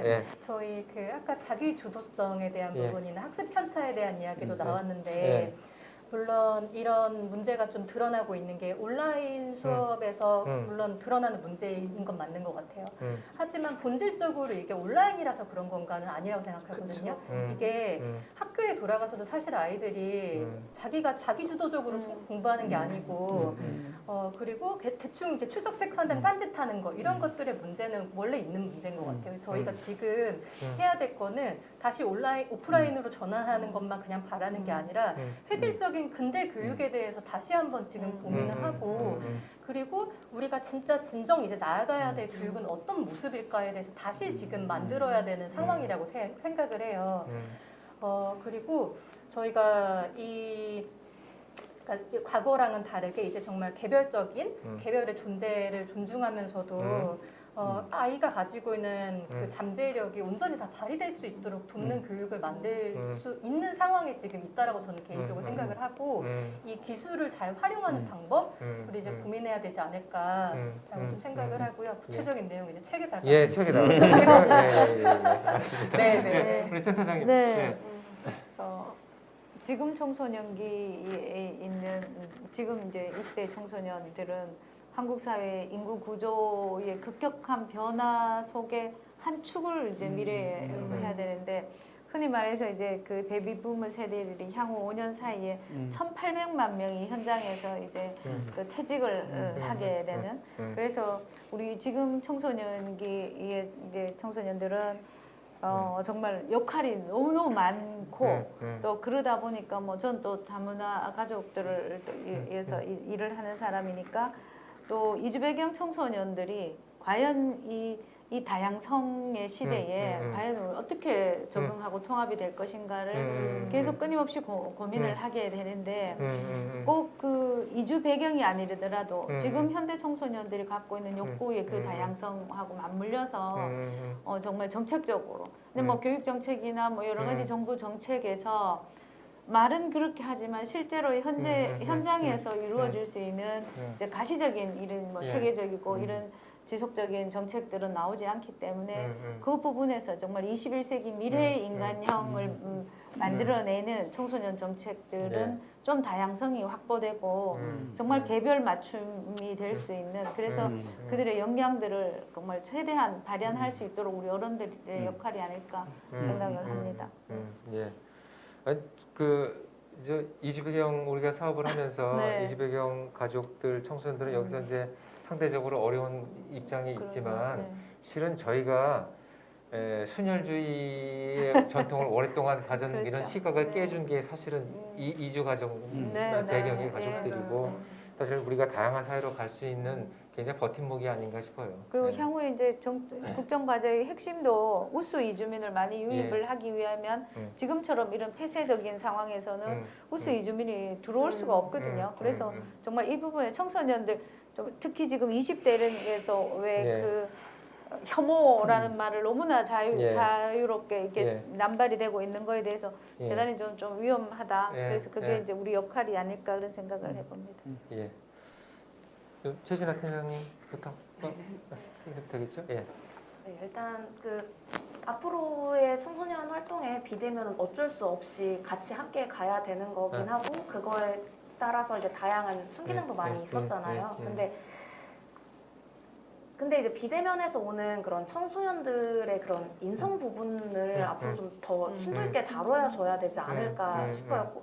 대면에서만 할 수 있는 그런 청소년들의 공감 능력이라든지가 지금 온라인을 통해서 많이 현재 저하되어 있고 이제 뭐 익명이라는 거에 이제 기대서 청소년들 그런 언어 습관이라든지가 현재 좀 더 많이 심각한 부분으로 대두가 되고 있어서 앞으로 전 청소년 활동 쪽도 이제 청소년들 그 온라인 감성 부분 그런 부분을 좀 어떻게 보듬어 줄 수 있고 어떻게 개선할 수 있을지에 대한 것도 충분히 저희가 고민을 해봐야 된다고 생각합니다. 예, 우리 김선 센터장님. 저희 이제 청소년 정책 이제 하면 이제 그동안에 이제 활동 중심으로 얘기들을 많이 이제 앞에서도 해주셨는데 저는 이제 사회심리 서비스에 대한 부각이 지금 다 온 국민이 힘들어지는 상황에서 사회심리 서비스에 대한 부각이 정말 전면에 나타났다고 생각이 들어요. 그동안 이제 상담 복지의 현장에서 계속 저희가 주장하는 거는 이제 정말 상담의 필요성, 심리 서비스에 대한 필요성을 막 주장을 했지만 이제 많은 다른 각도에서 보는 입장에서는 상담 심리 서비스 같은 경우는 너무 한정되어 있다. 그리고 위기 청소년에만 한정되어 있다. 이런 얘기를 많이 들었어요. 그럼 저희는 청소년의 자체가 이제 2차 성징 발달이 굉장히 긴급하게 진행이 되기 때문에 발달 자체가 위기다. 그래서 저희는 대상을 정말 다 열어놓고 청소년으로 하고 있음에도 불구하고 심리 서비스는 개인의 서비스라고 생각하시는 거예요. 가정의 역할. 부모가 그거는 당연히 돈을 지불하고 해야지 왜 국가가 심리 서비스를 지원해야 되냐 이런 얘기들을 너무 많이 들어서 되게 이 영역이 되게 좁아진다는 느낌이 많이 들었었는데 지금은 사회심리 서비스가 전면에 이제 부각이 됐잖아요. 저는 이제 7차 청소년 정책에서 청소년 상담 정책 또는 사회심리 서비스 정책이 분명히 중요한 요소로 들어가야 된다고 생각하고 이런 긴급체계 재난에서 사회 안전망, 청소년 안전망이 가동되지 못했던 것들 저희가 기억을 정말 해서 정말 위기 상황에 어떻게 아이들을 도와줘야 되는가, 사각지대에 있는 아이들을 어떻게 우리가 만나야 되는가 그런 부분에서 충분히 7차에서는 정말 심도 있게 논의되지 않으면 계속 같은 상황이 반복될 수밖에 없다는 생각이 들어요. 숙제가 많으시네요. 예.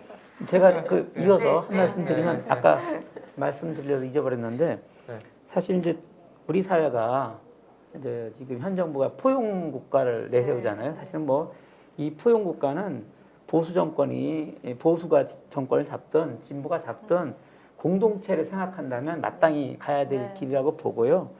그 포용 국가가 되려면 포용 사회가 되려면 청소년기의 성장 환경 격차 해소가 중요합니다.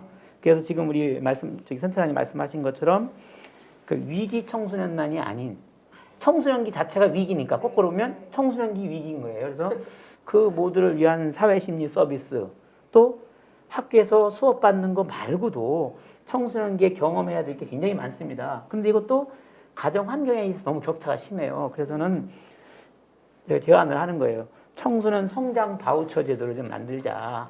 그래서 학교를 중심으로 청소년들에게 교육비가 다 투입되는데 뭐 그건 그대로 해야 되겠죠. 그러나 그건 말고 국가의 경제력도 좋아지고 있으니 청소년 개인별 성장 바우처라는 걸 만들어서 필요에 따라서 여러 가지 대외 경험도 하고 활동도 하고 심리상담 서비스도 받을 수 있는 이런 걸 지금 6차 청소년, 7차 청소년 기본계획에는 강하게 좀 넣어서 국가의 역할, 청소년이 건강하게 성장하고 성장 환경 격차 해소를 위해서 국가의 적극적인 어떤 역할이 필요하다는 걸 좀 강조할 필요가 있다는 것을 말씀드립니다. 네.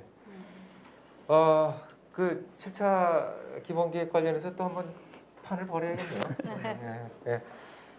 이렇게 하다 보니까 얼추 시간이 조금은 남았는데 저희가 꼭 이렇게 또 듣는 분들도 피곤하시고 하니까 저희가 유연하게 시간을 쓰도록 하겠습니다. 오늘 코로나 시대에 청소년 성장 어떻게 지원해야 되는가는 주제로 해서 그래도 멈출 수 없다는 얘기로 시작해가지고 여러 가지 다양한 얘기를 했고요. 한 분이 그 응원 메시지로 으라차차차차 한번 넣어주셨는데 모두 힘내시고 우울하지 않고 소진되지 않는 그런 세상에서 청소년들하고 한껏 웃으면서 같이 성장하는 시대가 열리기를 바라면서 오늘 포럼 여기서 마치도록 하겠습니다. 고생하셨습니다. 네, 고맙습니다.